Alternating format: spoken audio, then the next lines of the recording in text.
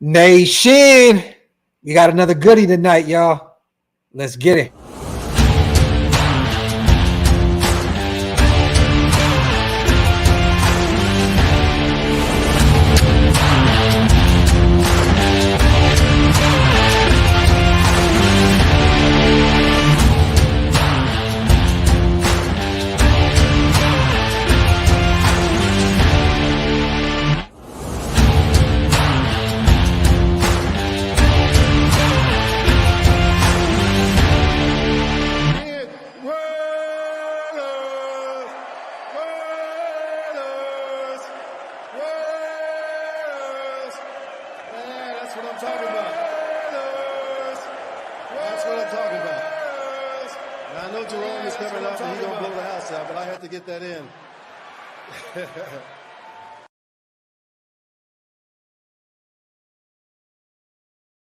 Back at it like a crack addict. Salute to the chat, man. Appreciate you guys, as always, for being here. It feels like we just ended the show. Probably because we did. Because you did, yeah. Oh, and also you just did too, brother. You know what I mean? Yeah. So, yeah. Salute to the chat. You already know, man. We have our family, our brother in the building, Dante of East Coast Gridiron. What's good, King? Man, you already know what it is. Like, it's a sad day for me. I felt like I just attended a funeral. Let's talk about it. So before we break down this Brock Bowers tape, we have to talk about the elephant in the room. It looks like Trevor Lawrence just got an astronomical extension down there in Jacksonville. We all know in the nation how you feel about Trevor Lawrence. You know, the comparisons between him and Minshew, Blake Bortles. How are you feeling right now? Because this is your time to get your shit off on this channel as well. We need it, bro. How are you feeling right now? Man, like I said, I felt like I just attended a funeral. And I told you, like in the chat, we just want to be ass cheeks forever, man. I don't know what it is with this team, but it seems to be an astronomical event that happens, regardless if we... And mostly bad, right? 2017. Let's go to the AFC Championship. Then let's get Tom Coughlin in and get rid of the whole team that got us there. This is absolutely crazy to me, man. It reminds me, and I know you're a little older than me, so you'll remember this, right? Byron Leftwich. Yes. I didn't want Byron Leftwich on the team. But everybody is like, he's the next best thing coming out of Marshall, and David Garrard was supposed to be our guy, man. And I was down for it. I was down for it. Let David cook. And then we just gave the reins to Blake Bortles without even, not Blake Bortles, Byron Leftwich without even like owning it, man. Yeah. Then we get Blaine Gabbert. Then we get Blake Bortles. And Blake Bortles got us almost to the promised land. Yeah, well, with that absolute stout defense that you guys had as well. Let's not forget that you had a top defense in the NFL that year. It always helps. I always say that. Yes, it always helps. But let's not act like Jacksonville's defense, as of late, hasn't been fairly good to get us there too. No, definitely. It's all right. So let me show you. This is Jaguars fans right now, right? First of all, this was a gift. I didn't go out of my way to go get this. Shout out to my sister-in-law for trolling me during Christmas. That shit, Dante. All right, so this is Trevor Lawrence. Everybody knows this guy, right? $55 million. We think that this guy. Now this jersey is from 1999. Think that Mark Brunell. This is the reason why I started watching the Jaguars. This is the reason why I was a fan, because of this guy right here. I'm disgusted. Well, you know what? Let me say this. Mark my words. Trevor Lawrence is going to have an insane year this year.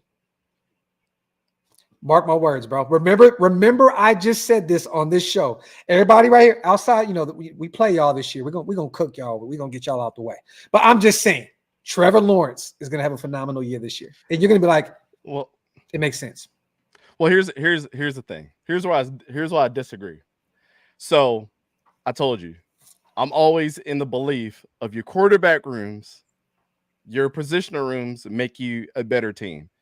Regardless, like right now, You guys did the great thing by going to go get Gardner Minshew. Regardless of my biases with the Jaguars, I've always thought from what he did last year and him being a veteran, I think that he is Ryan Fitzpatrick 2.0. He's going to be a journeyman his whole career, but he's going to come in and be able to show guys what to do and make them the ultimate professional. He's already said that. You've seen his interviews. He's a great guy. Yeah. He's going to take Aiden O'Connell to the next level, in my opinion. Agreed. CJ Beathard. Is he threatening Trevor Lawrence? No. So what we did this year is we did the reverse. We went to go get Mac Jones, who's in this draft class, and then say, okay, we brought somebody in that's, around your same draft class. Y'all played in college, blah, blah, blah, blah, blah, blah. Y'all know each other. Why are we doing this now instead of like last year when we wanted him to step up, but now we're giving him a contract and we're saying, okay, now you are tied with the highest paid quarterback. You are that guy. Yeah. If he sucks by week 8, in Duval, we're going to be like, Mac Jones. Oh, for sure. That money's going to be thrown out the window. Let me ask you real quick. Christian Kirk, Brian Thomas? Brian Thomas Jr. Brian Thomas, Travis Etienne. Who else is your offensive weapons on that side of the ball? Evan Ingram. Oh, I mean, Jamal Agnew, who's one of the best wide receiver kick returners in the league. Yeah. We still have Parker Washington from Penn State, who's a dog that's never really gotten a chance yet. Mm-hmm. We got Brenton Strange from Penn State. He's still out there as well. So like we want to force fed this dude, and then we picked up a couple weapons in free agency. We want to force fed Trevor Lawrence so much. But here's the thing. Ray Davis as well. Right. He was a high-end wide receiver too for Buffalo. Had the case of the dropsies a little bit, but he did some good things up there in Buffalo. Exactly. Now, I hate bringing this up because I know this is a Raiders show, but I got to call a ball, a strike a strike. Justin Herbert, for all accounts, has broken records and done everything he could for the Chargers, in my opinion. Like, he's done everything he could up to this point. But we have Trevor Lawrence, who's done a fraction of that. Both blonde head, white guys, quarterbacks. You want somebody to be the face of the league so bad. Why is it not him? But then what Jaguars fans will say, oh, you can't blame him for the first year. That was Urban Meyer. This dude had Brandon Staley. Are you kidding me? We're going to get to it. Hey, look. Wipe them feet means when you walk into somebody's home, when you have a visitor, man, you hear him out. You want to talk to him, man. You know what I mean? Like, he knows it's a Raiders show. You know what I mean? But now he is family. So we have to talk about his problems like they're ours, even though they're not. It's a therapy session. I think I'm good now. You paid a massive amount of money to him, man. Look, I hope it works out for you guys. He's tied number 1 for the highest paid quarterback. He is the highest paid quarterback in the league. Nasty work. To be 8-9. 8-9 get you. We are paying. That's like me stepping into anybody's job in the chat, right? Or my job. I'm a telephony engineer behind the scenes. I code and do telephones for the whole organization, blah, blah, blah, get all that stuff up. Yeah. All that set up. That's like me coming in every day and telling my employees, I'm about to just run this one report, and then I'm about to clock out for the next 7 hours. That guy needs a raise. He is him. I love it. Real quick, before we get down to the nitty-gritty, everybody do me a favor. Go subscribe to our brother Dante over at East Coast Gridiron on YouTube. He puts on some of the greatest content in the world, you guys.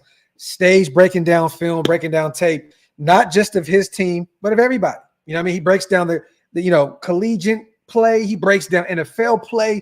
Make sure if you guys love to watch film breakdown, go support one of our own because he does it at the highest clip. You know what I mean? We don't just allow anybody over here on the show. And there's a reason why our guy is over here to break down one of our own because he does it at the highest clip. So salute to our brother Dante of East Coast Gridiron. And real quick, you guys, Big Mike will be here shortly. Salute to everybody that's watching on his channel as well. He will be here very, very soon. But let's let the chat know what we're going to do today. Brock Bowers film study. I got 2 games from you from when he was at Georgia. Okay. I want to show you the full echelon of what he's about. Both of these games that we're going to pull up are a little different than each other. First one I got is Ohio State last year when they played them. High profile game right there, you know. Yeah. And then Kentucky from last year, who had a pretty good team defensively. We want to see that right before he got injured. So let me ask you this though: is there many reps? Is this a versatility film breakdown? Is there some H-back, some slot? Is there some tight end? What are we looking at in terms of position? Yeah, so I believe on the Ohio State film, you're going to see, I think he had 2 runs. So you're going to see some H-back stuff there, a lot of blocking. The Kentucky film is going to be more of his route running and receiving, seeing him open up the game. Yeah. Things like that. So, yeah, they're a little different than each other, but it kind of gives you the whole echelon of what he's about. I told you, man, some people eat cereal for breakfast. I eat up some Brock Bowers film for breakfast to get up. Talk that shit. Yes, sir. Go get you some East Coast Gridiron. The link is right there, you guys. If you can, leave this channel right now. Hit that subscribe button and pull back up so we can we can break down this film. But make sure you support one of our own, though, man. Real talk. Fuck it, let's get rolling, bro. What game do you want to start with? Let's start with the Ohio State game. Just kind of get our feet wet, because I think the Kentucky one is going to be a lot of people. I don't want to call people's fan base and stuff like that casuals. Everybody that's here is going to learn something today. Yeah. It's great. I'm glad that y'all into it. But the Kentucky I'm learning something, and I'm a football head. So yeah, I love it. The Kentucky game is more of like the glitz and the glamour. You're going to see a lot of catching going on there. Ohio State, they go against, I think Ohio State's a top 5. They've had a top 5 defense the last 2 years. So we're going to be able to dig into that and see really what he did against a good team. And I think that's important, right? Because every single team in the NFL, regardless of the record, is a good team. If they were to go to college and play somebody, I know everybody used to talk about, what if Alabama played the Jaguars? I mean, the Jaguars are going to kick their ass because it's a bunch of pros. Like, you know what I'm saying? Yeah. So there's levels to everything. So let's not be naive in the fact that pros are pros, college guys are college guys. And the reason why the game is faster in college is because the guys that are good on the team, like Brock Bowers, make everything seem like it's at 200 speed. So there's a big differentiating fact there. So Big Mike Big Mike is with us now. Look at this. Yo, what's up, y'all? What's going on? My chilled more brother is in the building. And I said this when I text you guys this. I would love to find out some type of way. I know you guys both work and you guys have families and all that good stuff. We got to figure out a way to try and do this every week. Because like we can just break down any player. It doesn't matter. Gardner Minshew, whatever it is, we got to break down. I want this to be a thing going into the season, because last week I had a ball doing this shit. Like I really had a lot of fun. And this is my bread and butter. I do this on my own, like giddy like a little schoolgirl when I'm doing it. But you know what's funny, bro? Like going back to high school, I remember hating that shit. And where I am now, you know that, Mike, right? We used to hate sitting there watching tape on our I play at Florence High. I got to sit over here and watch Sheldon and sit there and watch their tape from what they did last week. It was the most just irritating shit in the world. Yeah. Where I am now, I just love this shit. It's like this is it's so much. So to see what we did last week, man, I want to just continue that in the chat. Let me know real quick if you guys want. We could do this. Well, like I said, prohibiting their schedule. You know what I mean? Going off of their schedule. I would love to do this once a week, twice a week, at least get 2 lives in a month. You know what I mean? Yeah. And we can break down some actual tape too from the games that we watch. Specifically that Jacksonville and Vegas game this year. I would love, once that is over, to break that down. We have a ball doing that, because I know we're going to win too. So it's going to be fun watching Dante sweat and shit. You know what I mean? It's going to be Trevor Lawrence is a fucking bomb, bro. Yeah, man. Burning his jersey at the end of the day. Hey, $55 million a year, isn't that what they gave him? $55 million a year, something like that. I told Graphk the last time we talked about the Jaguars, I said he ain't gonna get less than 50, and the Jaguars are like, yeah, fuck Dante, we're gonna give him 55 to piss him even more off. Yeah. Hey man, if you watch AEW, Big Mike, and you know wrestling, right? You see Tony Khan just spending recklessly. Why wouldn't his father do the same shit? All they do is just throw money at everything, Boop, boop, boop, boop, boop. They got a money printer in their offense, man. They don't care. They're like, here's an empty check. Put a number there. But I like Trevor Lawrence. I don't know what Dante like. That's one thing I have to disagree. See, you watched him every week. I like Trevor Lawrence, but maybe I haven't watched enough of him at the NFL level. I like what Trevor Lawrence does. Don't get me wrong. He's had some tough up and down seasons, but he ain't bad, bro. Like, we've dealt with some shit as of late, Dante. Like and we're going into the season with Aiden O'Connell potentially at quarterback 1. Yeah. And you stressing out about Trevor Lawrence. Like, that's insane to me. Okay, so let me ask you guys something. Like, put your realism hat on real quick for me. And just say that these are 2 random teams in Europe. And just say that this guy was like supposed to be a superstar. Okay. This is what pisses me off about Trevor Lawrence. And this obviously, I'm just gonna say it like this. The media does not want to be wrong about Trevor Lawrence because they were so high on him. So I always say, and this is why I always run with this logic. I was wrong about Joe Burrow. I was. I absolutely was. But at the end of the day, I was wrong by myself and not in a group of people. I always say that when I watch film, when I do everything, I'd rather be wrong by myself than with a whole bunch of other idiots that agree on the same thing. I love that. That's why we do our research. Now, let's go back to 2022 playoff game against the Chargers. He threw 4 picks, almost threw 5 against Kyle Van Noy. Yeah. Drove the ball down the field because of Travis Etienne on like a 30-yard run, and Riley Patterson kicked the field goal and we won that game. Now, Monday morning, I told my guys, I said, because the media loves this dude so much, they're going to praise him instead of Travis Etienne on that last drive. Like, I'm just gonna put it out there. What did they say? What a great comeback! What a way to flip the switch. Yeah. Now, I'm gonna ask you guys realistically: if that was Lamar Jackson, Josh Allen, Matt Stafford, Geno Smith, Monday morning when that comes around, would you think they'd be like, you can't do that against the next team. He almost lost his team the game. They wouldn't be getting praised. They'd be getting drugged through the mud. And they'd be going to the guy that you're right. But those guys that you mentioned have had a lot more success than Trevor Lawrence at the NFL level. You're talking about Lamar Jackson, a 2-time MVP. Josh Allen's been to an AFC championship. I mean, the list goes on. Like, I couldn't put Trevor in that category just yet. Yeah.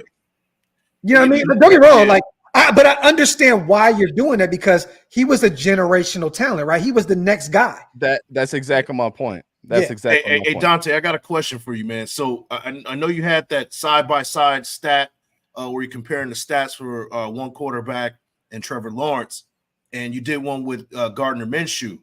Now, is there a way that there's like some, that there's missing context to those stats to where you can kind of justify Trevor Lawrence getting his money? Because, there has to be some context behind, the stats as well. Every game is not created the same. No. Every scenario of each game is not created the same. Gardner Minshew's been in more unique situations than Trevor Lawrence has. Can those numbers, is it apples and oranges, or is it really that Trevor Lawrence is, not that dude? Like, and also break down who his weapons were at that point as well. Yeah. So here's my thing. I didn't actually pull this up. I know I went viral like on Twitter, but this came from Clutch Sports. I just pulled it and reposted. You got it popular. Yeah. So, but the real one, whatever. I don't know what the context is. There are some intricacies where they kind of flip the stats, but that's why I was so interested in pulling this. This is even more interesting to me because I had 3 seasons to compare. Blake Bortles played 4 less games, and stat after stat after stat after stat, he was better. Even though he threw 11 more interceptions during that time and had 6 less rushing touchdowns, but the things that he did within 46 games versus Trevor Lawrence's 50 games and got them to an AFC championship, regardless of the defense, because our defense has been top 12, top 11 in the league, and people just want to scoff past that.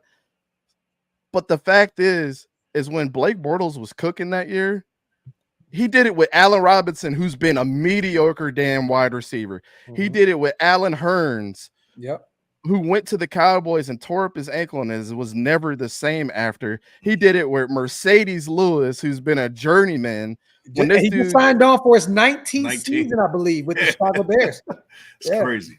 But Trevor Lawrence has had Christian Kirk, who's been a 1,000-yard receiver every year. Zay Jones, when he was healthy, was amazing. He was my favorite wide receiver on the team. He had Evan Ingram, who came from the Giants, went to the Jaguars, and had the best 2 seasons of his career, and has been a top 5 tight end in this league statistically. But these are the stats you put up versus Blake Bortles. Like, come on, Blake Bortles didn't even have a running back. Yeah, Blake Bortles had Toby Gerhart. Was he? Yes, that was our starting running back during this time. Holy shit! All right, so when you put it in that perspective, now you can tell my frustration. Like, you're gonna get rid of Blake Bortles and not believe in the guy because he's not the flashy dude. But hey, real quick, salute to everybody. Hey, ITK, you can't say this is a Raiders show. It's my show. We can talk about whatever the fuck we want to talk about. So if we want to talk about Bortles and whoever we're talking about right now, we have a guest, our brother in the building who is a fan of the Jacksonville Jaguars. And he is doing us a service by breaking down tape on a player that is coming over to our team. Hey, you know what, bro? Here, let's tie it in for him. So, Gardner Minshew, Trevor Lawrence. Do we have something special in Gardner Minshew to where in the future maybe he can get that same type of money? Is that a justifiable? Can we expect something like that from a Gardner Minshew? Raider stuff again. Here we go. But before you do that, we can talk about whatever the fuck we want to talk about. Facts. So no. I love how Mike did that and pivoted. I love it, brother. Thank you for trying to keep the show on track. But I'm just saying, we could do whatever we want. Like, bro, like our dog is coming over here on the free to break down Brock Bowers tape for us. Yeah. So relax, pump the brakes, you know what I'm saying? And just chill. Enjoy the show, man. We're going to talk about football at the end of the day. Look, we do not have the Raiders coming back for training camp until late July, you guys. This next month and a half, damn near, is going to be very radio silent. Okay, so just relax. Let us talk football. Let us do our thing. This is a slow cook, man. Yeah, but y'all not gonna put us in this small box where we can't talk about what we want to talk about. This is my show, and my brothers is here to talk football with me. So bear with us. At the end of the day, this actually has to relate to you guys because, like in the Art of War, what they said, you had to study your own enemy like it was your own ally. Yeah, and we have the Jacksonville Jaguars on the menu this year. You know what I'm saying? I'm the closest thing to it right now on the panel. Hey, man, there you have it. You know what I'm saying? Let me get this super in real quick. I would have lost my mind this offseason, but thanks to the great content, Graphk, BIGMIKE, ECG, Hammer, Wasted. Thank you guys, man. Salute to my dog, Chris for Raiders, man. I appreciate you, bro. That means a lot, man. Thank you for the $10 donation, but even more, the kind words. We appreciate that, Chris. Definitely. Now, let's get to talking this Brock Bowers shit. Yes, sir. Just for context, man, Brock Bowers, for everybody that knows, was my number 1 player on my board, and I made it known that it was not even close. Yes. It was him. Yes. So, just to put it out there, you said it since jump, bro. You said that this is a guy that is a Hall of Famer from off the rip. Yep. Off the rip, it's a Hall of Fame. I don't buy rookie jerseys ever. I broke my own rule this year, and it wasn't just because I was in Las Vegas. It's because that's how much I believe in this young man that y'all about to see. The dude, I don't want to say I've never seen film like this before. When I watch Andrew Luck, I kind of got the same butterflies when I watch. You know what I'm saying? No homo. But he's an incredible talent, man. There's no other way to slice it. The only reason he didn't have more production is because he was just limited to being a tight end. Yeah. If the dude slimmed down, he could play wide receiver. To me personally, as good as a wide receiver. He would have been better than Ladd McConkey if he was a wide receiver. Did you see what Devontae just said about him, Dante? What'd he say? He said, I call him BM, businessman. Mm-hmm. He said that kid doesn't give a shit about nothing but football. Simple and plain. Yep. He said, I have not been able to get this kid to crack a smile to any of my jokes and none of that. He said, this guy is strictly here for business. That's the kind of football player, especially in Las Vegas. Yeah. That is the kind of player you want locked in with all those distractions, literally seconds away from you. You've seen, both you guys know where Allegiant Stadium is. Right. You're walking onto the strip. There's so much shit you can get into. Mm-hmm. This is a football player. Jackson Powers Johnson, the kid that we broke down the other day, is an absolute football player. We are picking up football players, and this is one of them. I love what Devontae said. There's a reason why Georgia football players and why Georgia's football team has been so good over the years. I don't care. I don't care if you don't like Kirby Smart or do like him. The dude is a hell of a coach. I don't know if you've ever seen his like locker room speeches. Like, he gets you fired up. Yeah. And he has a make or break mentality. And just to even throw a little bit more of the sugar on top of this, on top of the grits, you know what I'm saying? Some people like sugar on their grits. Oh, me, for sure. I don't do the salt. No, give me some sugar and some butter. I have to disagree with both of y'all, man. Nasty work, bro. You can tell, Mike. Disappointed me, brother. So Kirby Smart is very hard on all his players on his team. Agreed. Prime example. I'm a Florida State fan. Jermaine Johnson was on that roster, not only from JUCO, but he stayed on Georgia for 2 years. Yeah. It's next man up there, but it's their senior year most of the time. Jermaine Johnson came to Florida State because he knew he was not going to start full-time for Georgia. Yeah. Proceed to be a first-round pick. If that doesn't tell you anything there, he knows how to develop talent. Yeah. But if you are a starter since your freshman year, you are different. Brock Bowers. He's a junior. He was a redshirt junior. Yeah. He played all 3 years. You ain't getting past Kirby Smart unless you're a talented dude. Yeah. So, not to hype him up so much, but he deserves all the hype that he gets. Like, it's you're gonna see it. It's crazy. Man. Now, you know what? There's some people out there, especially Raiders fans, we've been bitten so many times that this whole situation is like a too good to be true situation. Like, okay, yeah, we've heard it before with a bunch of players. We've seen a quarterback throw 60 yards down the field on his knees, and we fell in love, and it didn't work out. So when we hear something like that, like, oh, he's going to be a sure shot Hall of Famer, we're like, okay, prove it. It's too good to be true. Well, we've had a pretty good track record as of late with Georgia guys, especially Kirby guys. Zeus is our number one running back now. Chris Smith is still to be determined. We don't know what we have with him, former captain in Georgia. And now we have a guy in Brock Bowers who's going to be a starter for us, probably in the slot, predominantly, most of the time with Michael Mayer on the roster. So it's going to be interesting to see how this looks. But let's get this shit rolling, bro. How do you want to do the there we go. Okay, let me get right real quick. Let me see. I want to see how we did this last time. Nope. So you just slide. So make yourself big like you did. Pause. Yeah. Pause. Pause. Yeah, there we go. Okay. And then slide me over. Yeah, on that other one that you had. Okay, so this. Oh, I got it. I got that one. And then slide me over to. There you go. There we go. All right. And real quick, before we get to this, salute to Evil Mitch. Chargers then effed up not taking Bowers. Talk that shit, Mitch. Yep. Yeah. Hey, Broncos too. Yes. Those two.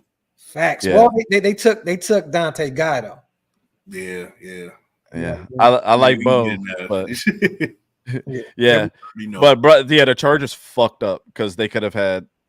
I mean, Brock Bowers is a tackle, tight end, H-back, slot. Like, you guys are gonna see it today. If you guys don't walk out here being like, "Holy shit!" Well, this is clearly a bowl game. It's in Atlanta. Mm-hmm. It's in Atlanta, so this is a bowl game here. Georgia versus a top-notch collegiate team in Ohio State. So there you have it. So elite defense. There you have it. Yep. This isn't a game, you guys, that Dante chose that they're not playing against elite talent. This is Ohio State we're talking about. So go ahead, Dante. Yeah, so a couple things here. Jim Knowles came over from Oklahoma State 2 years ago with Ohio State, one of the best defensive coordinators in college football, bar none. Yep. To me, he's had a top 5 defense the last couple of years. The only thing that's been lacking is pretty much their secondary. If they weren't talented, Homie wouldn't have came from Alabama and transferred up there if he didn't want to play with Jim Knowles. I forget the safety's name that came from Alabama, but I digress. A couple things to understand. Todd Monken did leave, so He was the offensive coordinator for Georgia while Brock Bowers in his first 2 years went off to the Ravens, and you saw what happened with him and Lamar Jackson won the MVP. Yeah. Mike Bobo is their defensive coordinator now. And kind of his scheme, pretty simple stuff. It's nothing too complicated. He runs a lot of 12 personnel. If you know anything about that, 1 running back, 2 tight ends, you'll rarely ever see two running backs out there. They like to do the running backs in rotation at Georgia. Yeah. So, Kendall Milton was there that went undrafted. Dejon Edwards, who is one of my favorite running backs in this class, that went undrafted as well. How? I don't know. It's crazy. But the setup with them, they had Ladd McConkey at wide receiver. So yeah, a bunch of firepower. You guys know the offensive lineman weapons that they got there, and it just it's crazy. So we'll go ahead and just get started. I don't have any plays in particular, so these are all just broken down from all of his reps. He's in the slot right here. Yep. So kind of got a single high safety read here. You got the safety right down in the box. Nickel right there. What you're gonna do is see a 4-man front from Ohio State a lot. That's old school Jim Knowles 4-3 defense. And also you got Brock Bowers right here in the slot, like you said, and 1 running back. So like I said, you're never gonna see 2. You're always gonna see a running back on the hip pocket. One thing to notice too. Adante, do you know who that nickel is at Ohio State?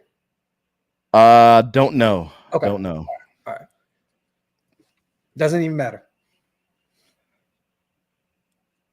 So just a simple rep right there. We'll move past that one. It just comes up and get a block. They just want to, they like to set tempo in Mike Bobo's offense. Kind of same thing that Todd Monken like to do. Those easy yards. Yeah, I mean, any good offense that you see in college football is not the sexiest thing. They all want to do the same thing. Any good offensive coordinators, they like to bring those safeties down. They've already seen them cheat up, and they had a line on the perimeter right here. Yep. So he's on the perimeter, right there, up there blocking. Yep. So that's actually number 1 is homie that went to the Colts. Right? Or is that Rosemary Jackson? I can't remember which number. I think that's Rosemary Jackson. You know what I like about that is that we have one of the better blocking wide receivers in the league with Jacoby Myers. Yeah. So, he can learn from Jacoby Myers to kind of block on the perimeter as well. Yeah. I mean, he seems to be, you can't really tell us too much from that, but, you're right. He seems to, be engaged in a willing blocker. Yeah, and he can only get better. He can only get better by learning from a Jacoby Myers. So I'm excited to see just a little thing like that. And Big Mike, he was blocking away where the play wasn't even going. He was like that. That shows you who Brock Bowers is. Yeah. This kid was blocking away on the side of a field when the play was on the whole total opposite. That's who you're getting with Brock Bowers. That's what you get with Brock Bowers. Yeah, little things, man. That's kind of what I'm looking at. Yeah. Yeah. So, and I mean, he is pretty forceful when he blocks too for a tight end. I mean, he's trying to take you out the play. He's not playing any games. This is one thing that I've always liked about Brock Bowers, high motor, always trying to take you out the play. I know the play's on the other side, but you ain't going to get there. A lot of guys are sideline to sideline. Was that play designed to do that because the quarterback only went through 1 read? He didn't go through his progressions. I'm assuming that maybe Brock thought that he was going to hit the running back over there in the flat, in the corner over there, and Brock was going to get the block away. Was that? Do you think that's the way that play was designed? Was to just get rid of the football quick and catch the slot guy right there, or was it? Or do you think that Brock thought that back was going to catch the football at the 30? It's hard to say because Todd Monken likes to disguise a lot of things on his offense. Because this is a difference, right? So this is Todd Monken's offense. This is not Mike Bobo. So this 2022. So he liked to disguise a lot of things on his offense. He's seen this a lot with the Ravens too. You know what I think it might be? I think it might be is if a defense shows a certain look, he's going to go there. That if they show something else, he's going to go to that running back. And I think in that situation, they're in a zone situation, so they're going to throw it in that hole. Where that hole was, right in between that corner and that linebacker. It was Eichenberg.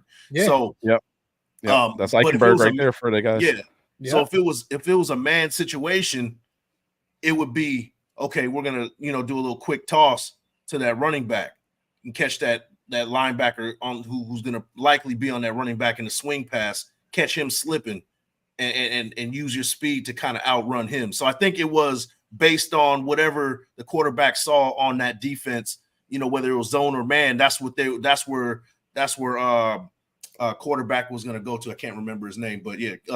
Was that Bennett? Was it? That was Bennett. Yeah. So depending on what the look was on defense, that's where they would go. That's kind of my assumption, and that's kind of how I see it. Yeah. It's way more straightforward in Mike Bobo's offense than it is in Todd Monken. So, I always had difficulty in 2022 trying to figure out what Georgia was trying to do on their offensive scheme. Yeah, because he disguises so much. I mean, to me, this by how quick, if I'm the quarterback in Todd Monken's system, by how quick he looked over there, you see he wasn't really all set to even throw it that way. Yeah. So he knew that there was going to be a soft spot against the tight end because JT, I forget his name. This dude, this edge rusher right here is going to be a beast. So watch out for him in next year's draft class. This guy right here, JT Tualolo or something like that. Yeah, he's a beast. Also, this number 5, this is Adonai Mitchell before he transferred to Texas. Yeah. So you kind of get, you know what I'm saying? You kind of get some firepower. Like all these guys got drafted here. So. Yeah. You know what? I think he went, straight to that first look because he saw immediately those linebackers that they were in the zone coverage.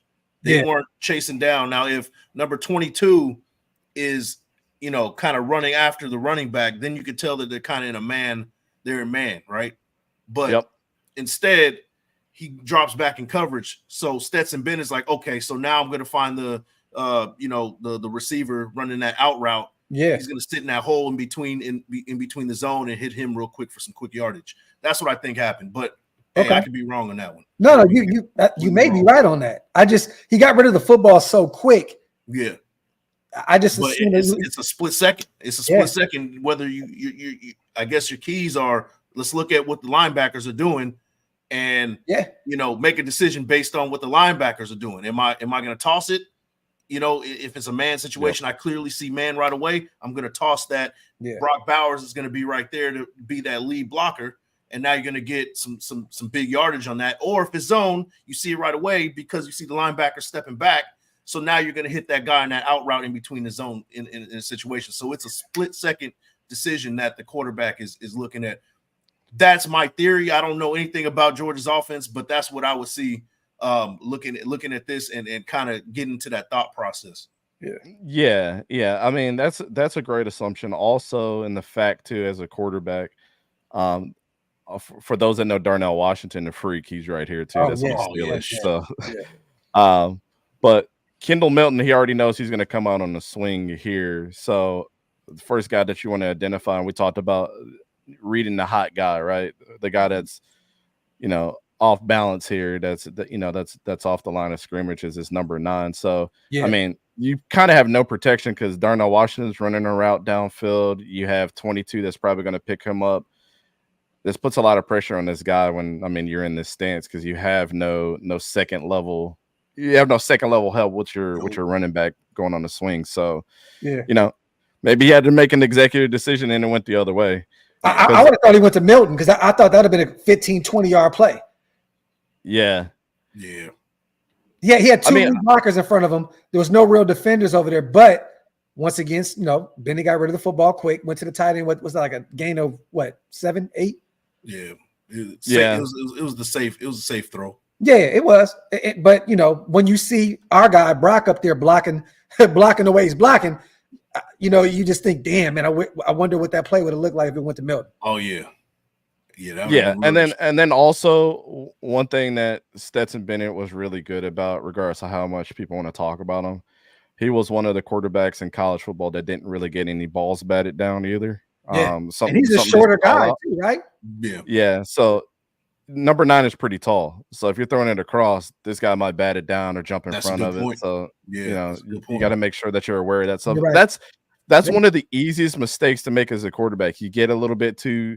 You see that guy that's open, and then within a split second, a taller guy is coming and swatting the ball down. Yeah. Or pick six is the I mean, a lot of times that's what it is. Jack Jones Chargers last year. We seen it. But with shorter quarterbacks, they have to make decisive decisions when they have a clear vision path to throw the football. You know, like Stetson Bennett to me is a guy that's in the tradition of a Drew Brees. Yeah. He gets the ball out very fast. He's very heady. He doesn't overthink a lot of stuff. I mean, you know, Dante, I want to ask you really quickly, man. When Todd Monken was there, Todd Monken is kind of the future to what people are doing with the tight end in the National Football League. I think he's kind of helped advance the way you use a tight end because, you know, when Todd Monken, he revolutionized the way 12 personnel is. And he went to the Ravens, who they got 3 good tight ends. So. Yeah, well, Mark Andrews and Mark Andrews and stuff, and Charlie Kohler's there from. I mean, I know it was before him, but Darren Waller was on a practice squad. Yeah, but Todd Monken wasn't there then. I know, but I'm just saying, just Baltimore. So. But yo, this is the thing, man. Like what Georgia used to do is they would take the tight end and kind of tailor where they were going to line them up based off of their skill set, right? Mm-hmm. So you know, you would have a Brock Bowers lined up all up and down the formation, and they will isolate him on one player to have him win. And he's the kind of guy where they can put him on any defender on the field, and he's such a talented player. He can win. Yeah. He can win against a starting corner. He can win against a linebacker. He can win against a nickelback. He can win up and down the formation. That's why I'm very excited about Brock Bowers. Just really, I don't mean to derail the show, but one thing about Brock Bowers that's a concern to me is I liken him to the way Amari Cooper was when he came in. When Amari Cooper came to the Raiders from Alabama, a lot of people said that this is a guy who played only one position his whole life. He's the most complete wide receiver prospect to come out in the last 10 years. You know, he's better than this guy, that, you know. And listen, Amari Cooper's been a very, very good player in the National Football League. But I expected I thought when I saw Amari Cooper and I looked at the tape, I thought we were getting the second coming of Jerry Rice damn near. Hey, real quick, did one of the My Fathers delete Walt from my page? I cannot see Walt anymore. What happened to Walt, man? No, he's in the chat. He must be on your side. I can't see Walt. Yeah, I'm not here. Somebody must have deleted Walt, but I'll go and look in the back end. But go ahead, though, brother. So where's Brock right here lined up? Is he in the slot? I believe Brock's right here between Darnell Washington and Ladd McConkey. That's a cold mix right there. Man, well, one formation goes crazy, bro. But one thing to notice too about Todd Monken and what Mike Bobo kind of inherited as well. I mean, it works. You're not going to see a bunch of the receivers doing this or coming across the middle shallow. He did not like to put his receivers in trouble. That's more so for Darnell Washington and Brock Bowers to do their work. His philosophy was always the bigger guys should be on the bigger guys, and my outside guy should either be right up the seams or on the outside doing something and doing work there, which is a great philosophy to have when you're trying to move the ball downfield, because these linebackers are never, ever going to feel comfortable with tackling these bigger guys. Fuck no. So that's where kind of like the 12 personnel and revolutionizing it. God, that's crazy. That's not even fair, bro. And the crazy thing is neither one of them have their hand in the ground, right? So you didn't really know what Darnell Washington was going to do, how he pulled over and picked up a block, right? The funny thing with Brock Bowers, now look at that. I gotta see that one on the same. Bro, look at McConkey get loose though. Yeah, McConkey he's a badass receiver. Damn, bro. So Brock picks up the block on the linebacker right there, right? He kind of chipped him a little bit. Yeah, on number 12. Yep. Yeah, it was a look. They gave him a look like they were trying to run like a zone kind of handoff to the right. Yeah. And again, got off the block and went off for a route. Is that Mitchell, Dante? Yeah, that was a Donnie Mitchell, number 5. Yeah. Yep. That's before he went to Texas. Yeah. Yep. So watch how much you had to respect Brock Bowers, because it feels like he's going to come up and chip, right? There's a lot of that Todd Monken, like, disguise what we're going to do. I'm going to block you, and then I'm going to act like I'm getting off the block. I love that, bro. I love it. The pass was never intended to go to Brock Bowers. It was always meant to go to Adonai Mitchell here. He took 2 guys out just by himself. Nasty work.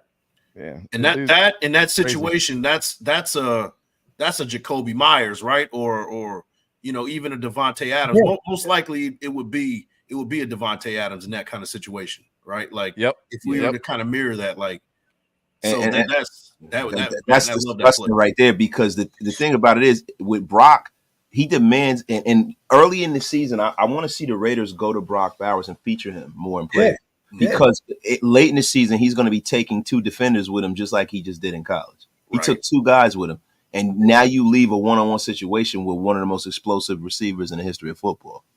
Evil Mitch, I'm gonna answer your question like this: Chiefs in the AFC Championship, Niners in the Super Bowl. Feed families. There you have it. Salute to Evil Mitch. But go ahead. Now I was gonna say one thing too. Darnell Washington left, and number 4 Oscar Delp is still at Georgia, and he's baby Brock Bowers. I'm gonna enjoy watching his film too, because he's so familiar to Brock Bowers as far as what he tries to do. He's not as dominant, but again, nobody looks as dominant as Brock Bowers when they're on the same field as him. But when he was in there by himself, I was like, holy shit, is that Brock? And I was like, oh no, that's Oscar Delp. So number 4 in Georgia is somebody to circle. So I want to see what he does by himself. Right here, hold on. Start it over real quick. Right here, they spread them all out. So they got Brock on the outside on the perimeter. Is Darnell on the bottom side with McConkey? Or is he on the field? I don't think Darnell's on the field. I don't think that's Darnell. Is that Mitchell? That might be Mitchell, and I think this is Rosemary Jack Saint is up top. Okay. But they spread them out right here. Yeah, so they got them spread out still. Tight end on the field. Oh, no, that's Darnell Washington, so they're still running 12. Oh, that's still 12 personnel. Yeah, I mean, I'm going to be honest with you. This is the Todd Monken years, because this is an international title. 2022. This 2020, so it's still Todd Monken. And this is the thing, man. I like how Mike Bobo didn't really break things. Like, he uses a lot of 12 too, because, bro, that they do that in the National Football League. I think that's one of the reasons why Monken wants to be an NFL head coach, right? And he's a guy who's bringing that revolutionized 12 personnel situation to the National Football League. You see, you got an MVP season out of Lamar Jackson last year. Yeah. I love this, and I hope that Luke Getsy adopts a lot of this. Yeah. I hope that he does, because the one thing that I noticed with that system was Luke Getsy just didn't have the as talented of players to run this. He used a lot of 12 as well, but the players that he had over there, I'm not saying Cole Kmet's a bum or anything like that, but he definitely doesn't have the level of tight end that he has in the building now. Well, I think more along the lines wasted was the offensive line, the struggles over there. Like Cole Kmet is a phenomenal. We know from Notre Dame, bro. Cole Kmet is one of them ones. And last year, Getsy unlocked him for sure. Like, moving forward, he's going to be one of them ones. I think Caleb Williams is going to have a top 10 at least tied in with Cole Kmet. But you're right, though. Like, we got to see, because we keep hearing this fucking this 12 personnel.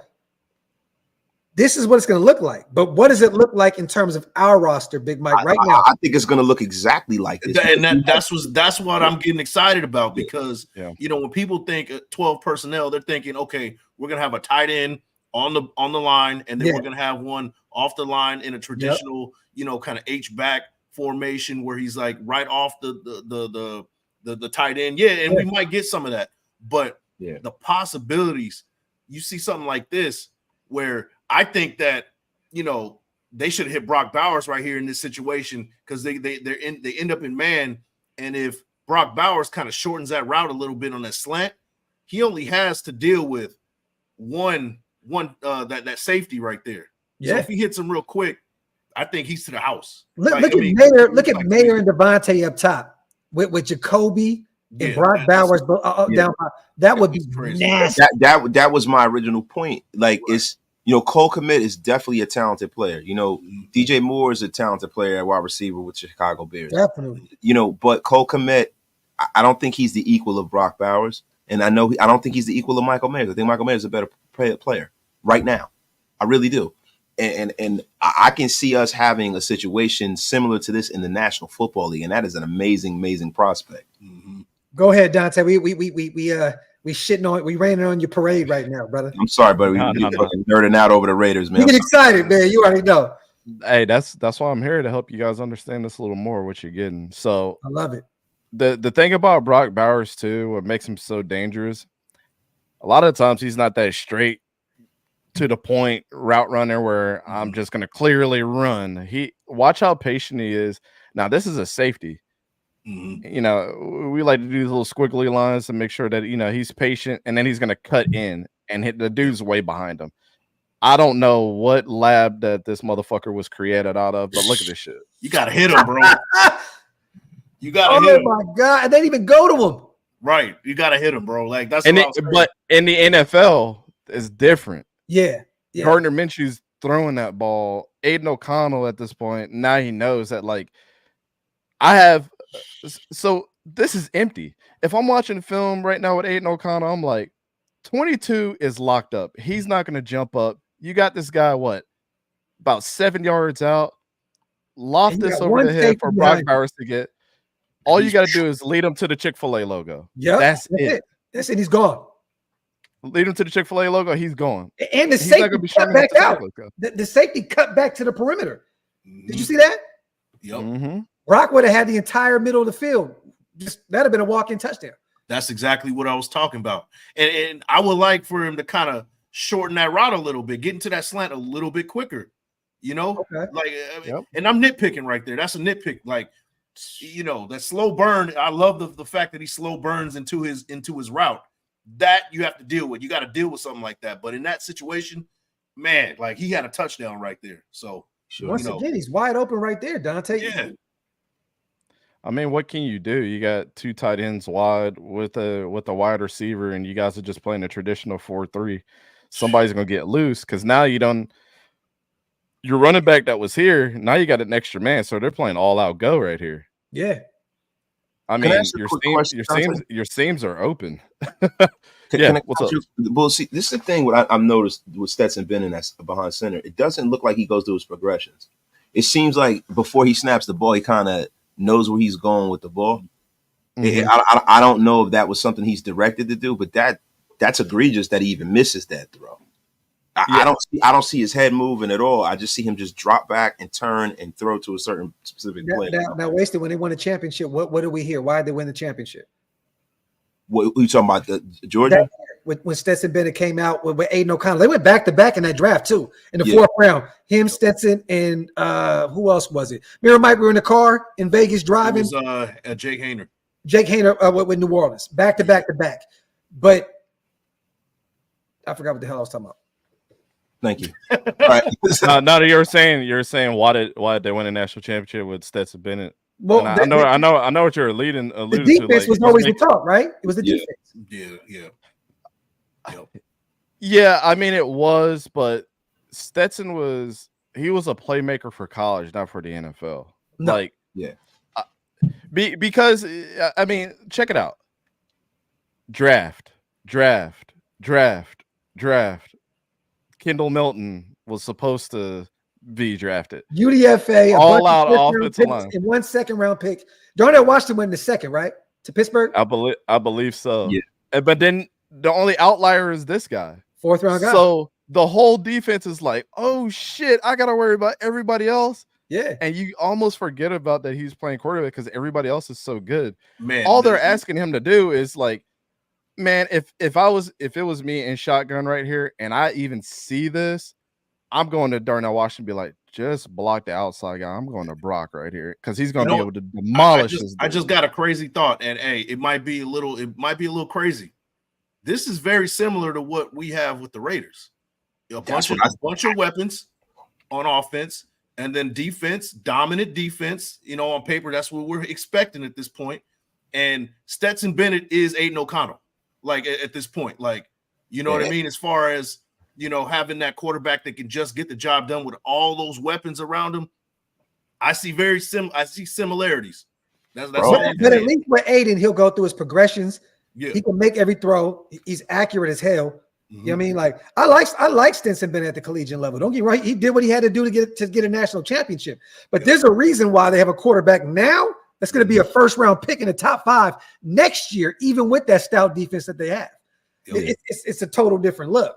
You know what I mean? Like, but bro, this is essentially what I was saying. This is essentially exactly what I'm saying. You have probably the equal to this with a Michael Mayer. with the Brock Bowers. Darnell and Brock's connection. Yeah, that's what I'm saying. Darnell is just all athletic. I think what Michael Mayer has learned is to be a better blocker, because I never trusted Darnell Washington's blocking. Yeah. Every time I watch a film, like, he's such a fucking freak, but sometimes he'll whiff on the goddamn block, and he's bigger than everybody on the field. And he's like 6'8", right? But he's 6'8", though, and low man wins in football. You know what I mean? Exactly. So it's a lot of times, his with his center of gravity, man, he's not going to be the best blocker. You know what I mean? Like, and that's the thing. A lot of times they didn't really use him as an out of line or inline blocker at all. You rarely saw Darnell Washington or Brock Bowers with their hand in the ground. They weren't. They these guys are essentially used as X's. There was a lot of times they would line Brock Bowers up as an X, man, or they would use him like as a super slot. We've seen a few reps already of him lined up in an X. Mike Bobo kind of changed that a little bit. He used Oscar Delpo a little bit more as like that X guy and had Brock more in the dirt. This is a tight end rep right there. Holy, this is the first tight end rep we get a chance to see. But this is the shit that gets me fired up with Brock Bowers. You play to the fucking whistle, and it sounds much more simple. You guys know it sounds much more simple than it actually is when you watch film. You're like, God damn! If he just would have blocked that one guy, this would have been to the house. Yeah. Watch this. You gonna blow the edge rusher? Oh shit! He's going to go find somebody. He's looking for work. He's looking for work. Yeah. Every snap. When I evaluate film, if a dude is doing that every rep, the one thing that I knock Marvin Harrison Jr. over is that shit right there. Marvin Harrison Jr. would be like, he'll just stand there. If it's not going to me, I'm shit, it ain't coming to me. Fuck, I ain't got a block. Like, dude, you're not Randy Moss yet. Like, chill. Yeah. But the wide receivers, man. He's running that route like it's coming to him. Yeah, you see his head down like he's man. Yeah. I love that. And still finding work at the same time. Man, yeah, that's all the way to the opposite side of the field. It's still put his hands on the DB. Still put his hands on the DB. It's an underrated skill for sure. Yeah, for sure, man. This is a different play right here, right? Yeah. I didn't see how that played. So now he's kind of in that slot again. Yeah. He's been everywhere. Wait, Dante, can you zoom out? You can't. Who's on the other side? They got him on the They got him right next to the left tackle, and they got I think a Mitchell's on the right side. Yeah, I'll rewind it because this is the line view. Let me go back to the overhead. That's Mitchell. Because I want to see the defender. Okay, so he's right there. He's right in the slot. Okay. Yeah. So these guys are pressing up, so they're scared of them going shallow. Damn, that was a great catch and a great throw. It looked like a broken play to me. Yeah, but the crazy thing is, man, and I have my eyes on the whole play, but most of what I'm looking at is Brock Bowers, right? Yeah. It seems like the guy gets open and like you can force the ball at this guy almost every play, man. You can. It's unbelievable. It seems like he's always open. It's weird, man. Yeah. And even on that route, he runs just like it's like a curl route, but at the end of that route, he's turning around he's stopping on a dime. So yeah. For people who are saying that his route running isn't that great, I beg to differ. I mean, just off of that alone, he's running that route and he's stopping crisply on a dime and then turning around. And if you wanted to, like you said, Wasted, you can throw that up to him in a 50-50 or just kind of outmanning, box a dude out strengthening somebody. And, against a safety, he can win that situation. So, hey, Brock Bowers, man, like you're right. He gets open every time, bro. I want you to watch this rep with him at tight end. He's right there on the outside. One thing that we always used to coach to, because we always knew like your tight ends are not going to be, they'll be your secondary blockers, but they're not in there to do your primary blocking. Yeah. This is where I feel like his skill set is unlike any other tight end that I've seen over like the last 10 years when it comes to blocking. There was always a 3-step rule. We said, especially inside handoff, inside zone, just make sure that we always had the 3-step rule. 3 feet in the ground, 3 steps in the ground. Just make sure that guy doesn't get as far as you need him to. Watch him stay with him the whole way. He could have released out and went somewhere else. That's more than three. That's steps. that's 5 steps. Yep. Yeah, that's Just crazy. enough to set that seal for a quick second. He did his job on that one. It's supposed to be 3 steps, but he understood that his teammates needed help here. Yeah, and he took that in step and got good positioning on that block too. Yeah, that's a tough block to make for a tight end, let alone an offensive lineman. Like that's an excellent block. So let me get to the middle of the game here where he started working him a little bit. Right there. That's a hold. This is when he had to. He got scored. He held him immediately. Oh my God, yo! Had to hit him with the notorious BLG. Oh. Man. Now, you guys, I don't want to shit on Aiden O'Connell because I'm not here to do this. But could you imagine? And I hate to do the woulda coulda shit. Could you imagine him with a premier quarterback with Brock Bowers? Oh my God! Like premier quarterback, like yeah, bro. Yeah, well, or if the Chiefs would have. I didn't want to say that because this is a Raiders channel, but it's like if you see him with a Patrick Mahomes or potentially a Josh Allen or a Lamar Jackson, like scary.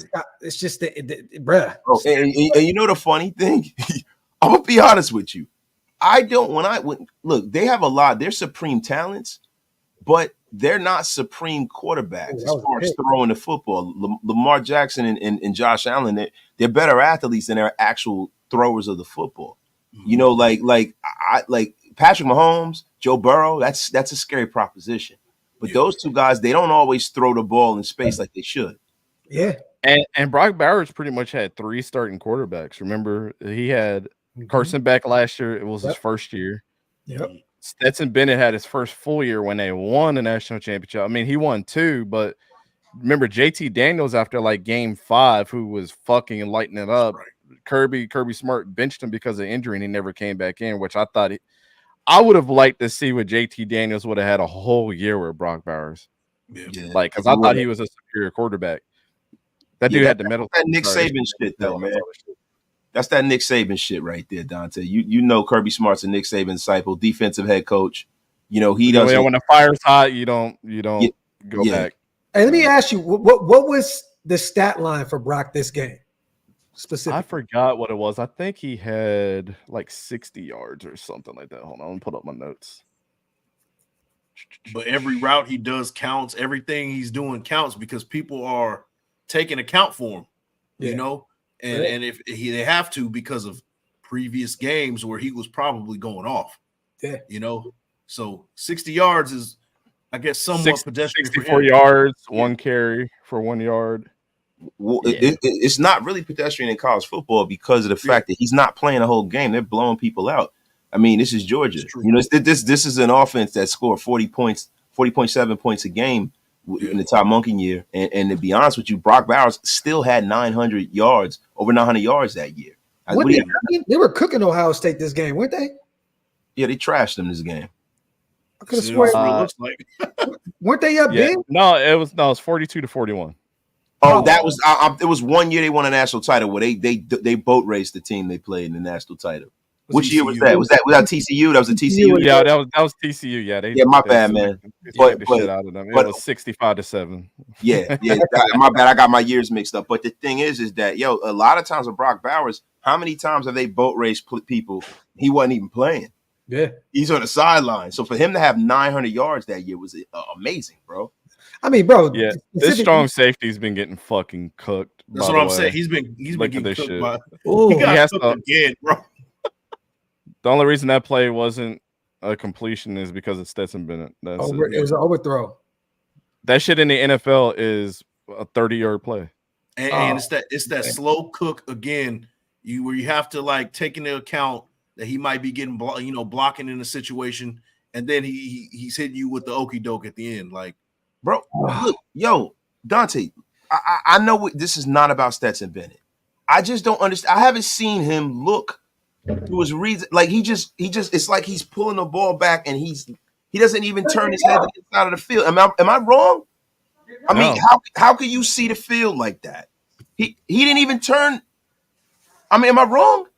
No, I mean, when you're spoiled with the weapons that he has and you're a mediocre quarterback, of course, you're just going to stare down everybody. You know what I'm saying? Like, you're going to take what the defense gives you every time and trust that guy. That was always his knock. Like, you're never going to be great when you're just, all right, yeah, I'm going to throw to that guy. He's in one-on-one coverage, even though it might not be the right spot to throw it in. How many times already on this film did we see Brock Bowers release and get open? You know? Yeah, Stetson Bennett is not. He never was him. So, I mean, like I said, a great college player because everybody else was great. Was able to be in the Heisman running because his stats were good. Yeah. You're not wrong at all. I was saying that before you even jumped on. I'm like, this dude's not going through his progressions. He's just getting rid of the football. Mm-hmm. Let me see. So kind of get a blocking rep here. This is, like I said, it was more like his blocking game. Mm-hmm. Kind of let him get him a little bit, but he had to run up and grab him.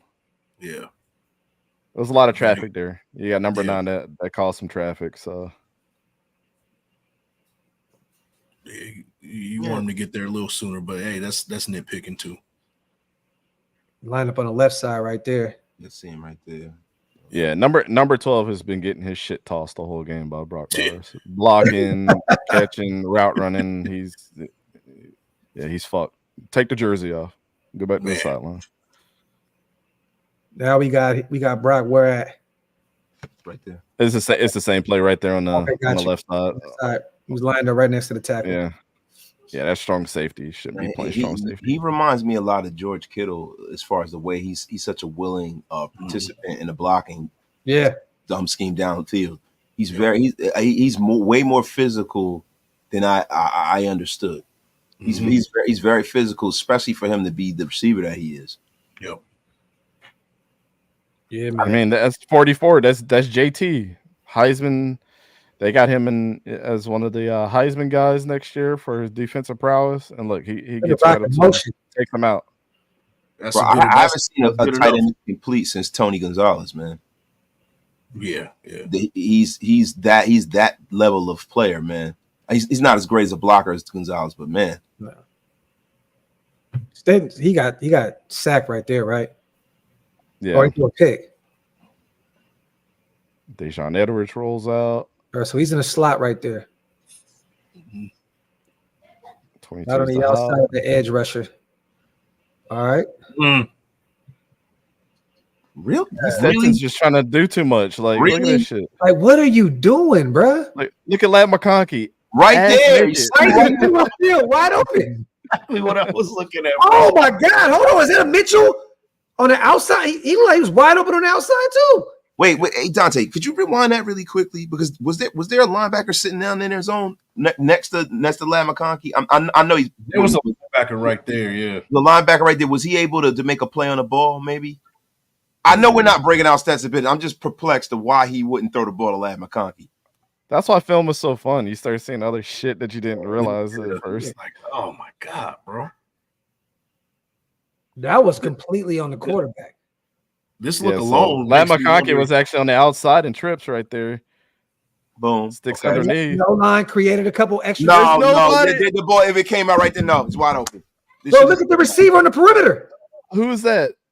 I didn't even see that. Is that Mitchell? Number 10 on the other side of the 50. Bro, yeah, oh my God. Wide open. Man. Oh my God. Wow. So I guess the next question is Stetson Bennett, was he overdrafted? Oh, that's why the Raiders bring up Jimmy G after taking. Stetson Bennett got drafted in the 4th round because of the Heisman bid that he got. Yeah. Yo, McVay said, I'm going to go get Mr. Dick Pills and Jimmy G. Because Bennett does shit like this. Man. So does Jimmy G. Oh, yeah, right. Facts. That's crazy, bro. Yeah, is there any of these plays where he's lined up as an H-back? I don't think on this one. Because I want the nation to see a few reps where he actually runs the football, because I don't think people realize how dynamic this guy is. Bro, I was looking. There was 2 against Vanderbilt that he did in 2023. I remember that. Yeah. That's not like something 21 they yards do a for lot. Huh? That's not something they do a lot. They have so many talented backs. Like it's just an embarrassment of riches. There was really no need to do that with him. Well, last year, brother had 2 UDFAs. That like in Edwards and what was the other? Is it Milton? They're both Kendall. Yeah, Milton. Deshaun Edwards and Kendall Milton. Yep. Yeah. They ran the football effectively, but wait, Deshaun Edwards didn't get drafted? No, bro, he went to UDFA. What? I was like, yes, I was like, what the fuck? No way. He got drafted. No, bro. I had him as like a 4th round, 5th round guy. I did too. He's one of my favorite back. What? Yeah, bro. He was damn near my favorite back for sure. You guys are fucking around, right? No, he's a UDFA, bro. Real shit. Who picked him up? Why didn't we pick him up? God damn, we need that'd be a nice UDFA to bring in. Man. Who picked him up? Deshaun Edwards is on the Steelers. Pittsburgh. Oh, he's gonna be, bro. He's gonna be fucking phenomenal, bro. They're gonna get rid of Najee and put him in. They're gonna get rid of Najee. He's gonna be a Pro Bowler. Yeah. Yep. He gonna cut. Hey, but what if you guys trade for Najee though? He wants to be back on the West Coast. I would love it, bro. Najee from the crib. Thing is, hey Najee, man, you got to take a haircut, bro. Don't come in here trying to get all that money. Yeah. Don't come in here with money. He signed with Marshawn's agency. He's from the Bay Area. You know what I mean? He come on, man. He's a local guy. Man, bring Najee in, man. They've had a bad O-line out there in Pittsburgh for the past couple years, bro. Like real talk. Which is surprising because that's one of the. It's gonna get better. Oh yeah, it is. Oh no, they cooked this off. Yeah, it got better. So I mean, pretty much this was the game. I mean, he was in there decoying a lot. Caught a couple passes when they were open. Stetson Bennett was just fucking around, but Carson Beck is a superior quarterback to. But it's okay to be that because that frees up Devontae, that frees up Jacoby, that frees up the other weapons that we have. I mean, bro, a decoy. I would never complain about that unless you're utilizing like Devontae as a fucking, as a decoy. Like, what are you doing? Like, Brock does it all. You can line them up all over the place. I'm cool with that. You know what's amazing about the Raiders skill position players? That at any given time you can utilize one of those guys as a decoy, and there's an equally not equal because Devontae Adams, but there's almost an equally as good option can be the primary receiver. You know what I mean? It's not a humongous drop off between Mayers, and Brock Bowers. Yeah. You know what I mean? Like that's what's so special. And then when you start digging into the fact that we haven't even scratched the surface on Tucker. Bro, I think that he's gonna be one of the guys that's gonna succeed the most from this guy being a decoy. Yep. It's gonna open up the field for this guy for the deep ball. Like AP was talking about him in the press conference today, and he had high praise for him. So that might be somebody that we hit often. So Michael Mayer as well. Like, bro, this guy being a decoy is gonna open up the field for Michael Mayer to be that guy that we thought he was, drafting him last year out of the second round. Like I really think Michael Mayer could lead this team in touchdowns this year. I do too. But you guys, we can agree, right? Look at these guys. He made Adonai Mitchell better. He went to Texas. He's a first round guy. Like this is what great players do. They make other players on the roster look that much better. Mm-hmm. And look at McConkey. Now what we Chargers? Chargers, right? Did he go to Chargers? Yeah. Harbaugh drafted him. Like, he's going to be one of the ones. You need a guy like Brock that possesses that kind of talent that doesn't have to have the football in his hands to make a great play. Damn, Carson Beck, man, he gonna be like the top guy taken. Damn near. He's number one. Yeah. Nah, Drew Allard might be the number one guy. If Drew Allard can get consistent weapons, he's gonna be good. But if Carson Beck's got a couple screws that he needs to just tighten up, and he might be one of them ones where we come out and next year be like, damn, Carson Beck played clean as shit. Like, he was Mr. Clean. Like he's mistake free a lot of the time. He's going number one to me, clear. But he's been at Georgia for 6 fucking years. Like, nah, they're gonna pick him apart. They're gonna pick him apart. He's been there for 6 years. He redshirt. He had the COVID year and all that stuff like that. They're gonna pick that kid apart. Number one pick with Drew Allard, man. Drew Allard's bigger. He's stronger. Like it's just he's one of those big, strong quarterbacks, man. Ooh, okay. All right. Ooh, now this is the bread and butter right here. Man. Right behind the right tackle. This guy right here on the edge was trying to do some dirty shit. And Brock Bowers had to come in and block two guys to help 73 out. I can't remember what happened, but I just remember seeing this in real time. He tried to sneak inside of 73. Yeah. And 35 So kind Brock of pulled jumped around. Steals him. Boom. Oh, my God. But look how much movement he got when he set that block. Look at the square that he's in. These feet did not move outside of this. Yeah. So that's a wall. That's a wall right there. That is the right tackle. That created the touchdown. Yep. That gave the quarterback a few extra seconds to buy some time to get rid of the football. That's a hell of a throw. That's fucking beautiful ball by Carson Banks. Beautiful. Over two defenders. Yeah. There's a little shit that he got to clean up, but he might be the best quarterback next year. That's why I'm saying, bro. Hey, wasted, bro. He one of them ones, bro. Oh no, I know he's gonna be a top 3 pick, but I think with Drew Allard, man, he's just such a big, strong kid. You know how Yeah, I know people always think that they think measurables. You can't teach that. Whoa. I mean, Dante, I know you're gonna break this down. Let me be quiet for a second. I'm sorry. Man. This just watch how he comes off the route now. He's on the line of scrimmage. Ooh. Oh, God damn. Look how quick that shit was.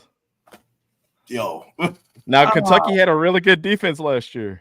It was pretty much the only thing that had them ranked all year. Their offense was kind of doo-doo berries. On the perimeter right here. Ooh, I want to see that. I know he only got a yard on that play, but I want to see that this year. But you know what I want to see? There were so many plays like that in the last few years that would go to Hunter Renfrow, and they'd either go backwards, he fumble, he get ragdolled. Now we know when you have little quick dump off plays like that, they can be broken, 30 yards with this guy. Yeah. This guy can break one tackle and go. There it is. Bye. He had him in stride though. He would have scored. Yep.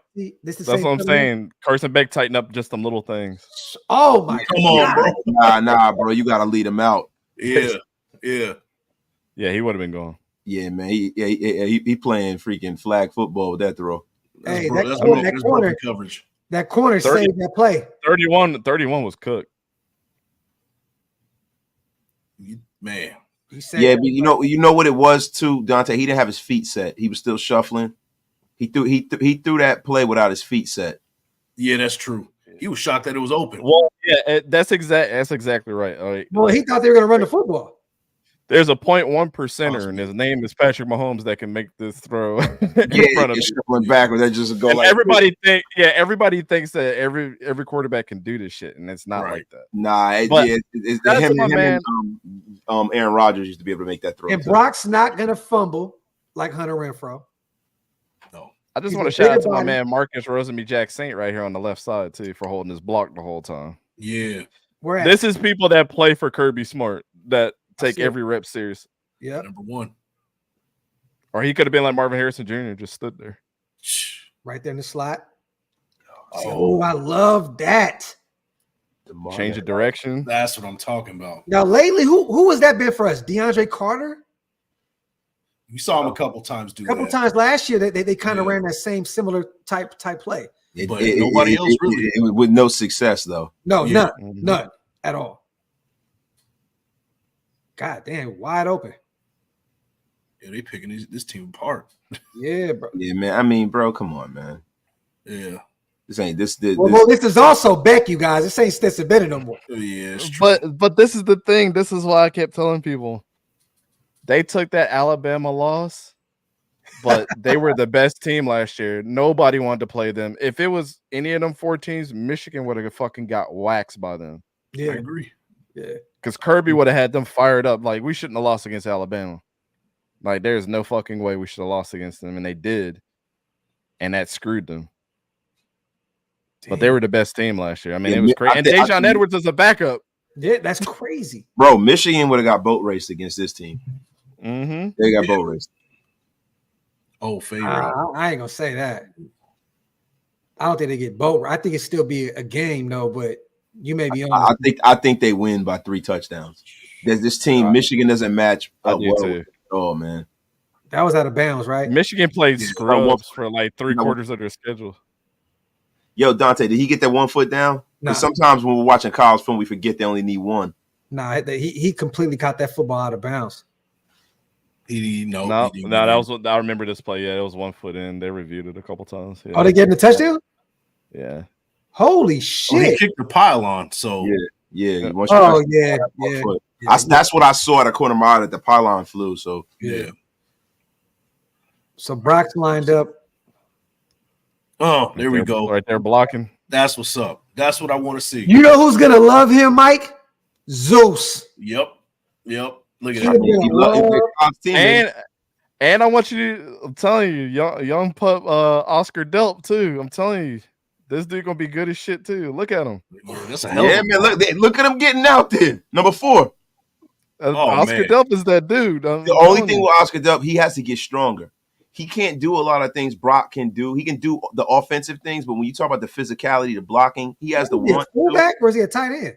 He's a tight end. He needs to get a little stronger. He needs to get on the HGH plan. That motherfucker like a fullback.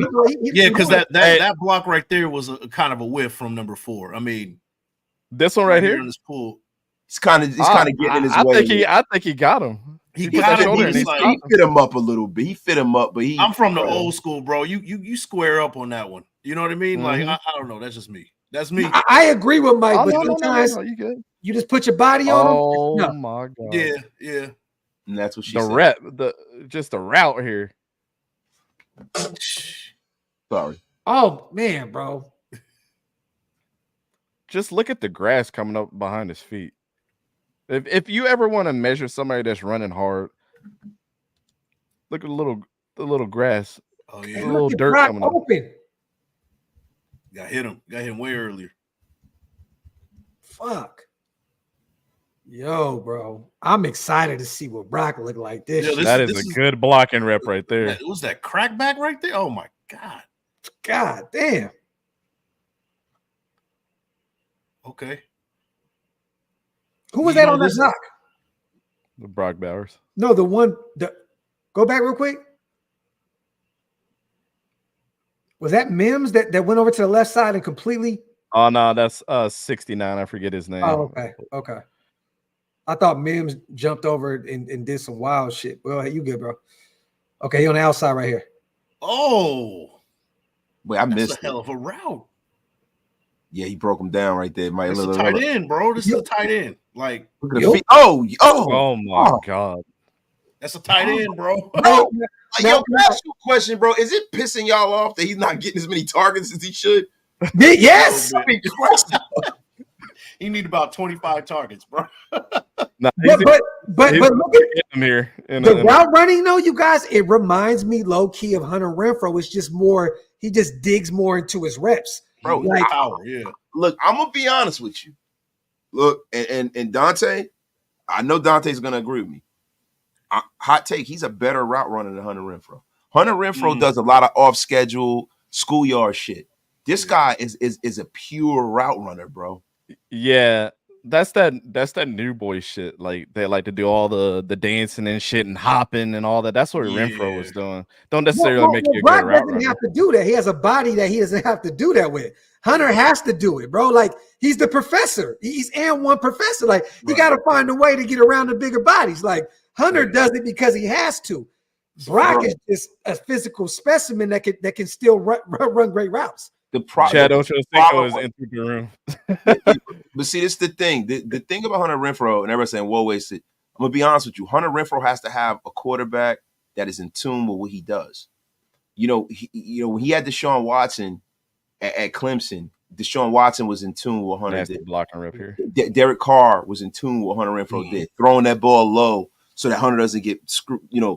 Like you can see the difference between when you're not in tune with Hunter Renfrow. He's a non-factor. Yeah. Agreed. He can't get open without a quarterback that has to tailor himself to the way he runs. That's why there's only two situations for him. It's either Cleveland or New Orleans at this point. Yeah. Agreed. What we looking at right here, Dante? I didn't get a chance to see the play develop. Where's Bowers at?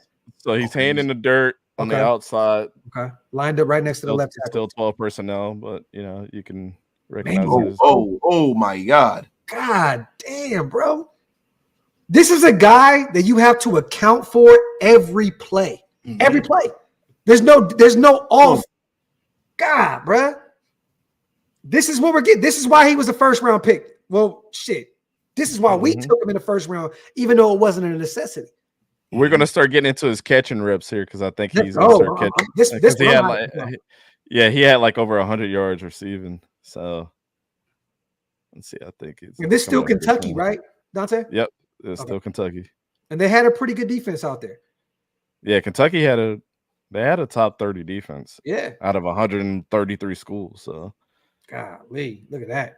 You know, and just being able to still run that route in traffic. You know what I mean? Like he got bumped a couple of times, but it didn't really throw him off to continue to run that route. This is what I'm talking about right here. That's the shit that I like.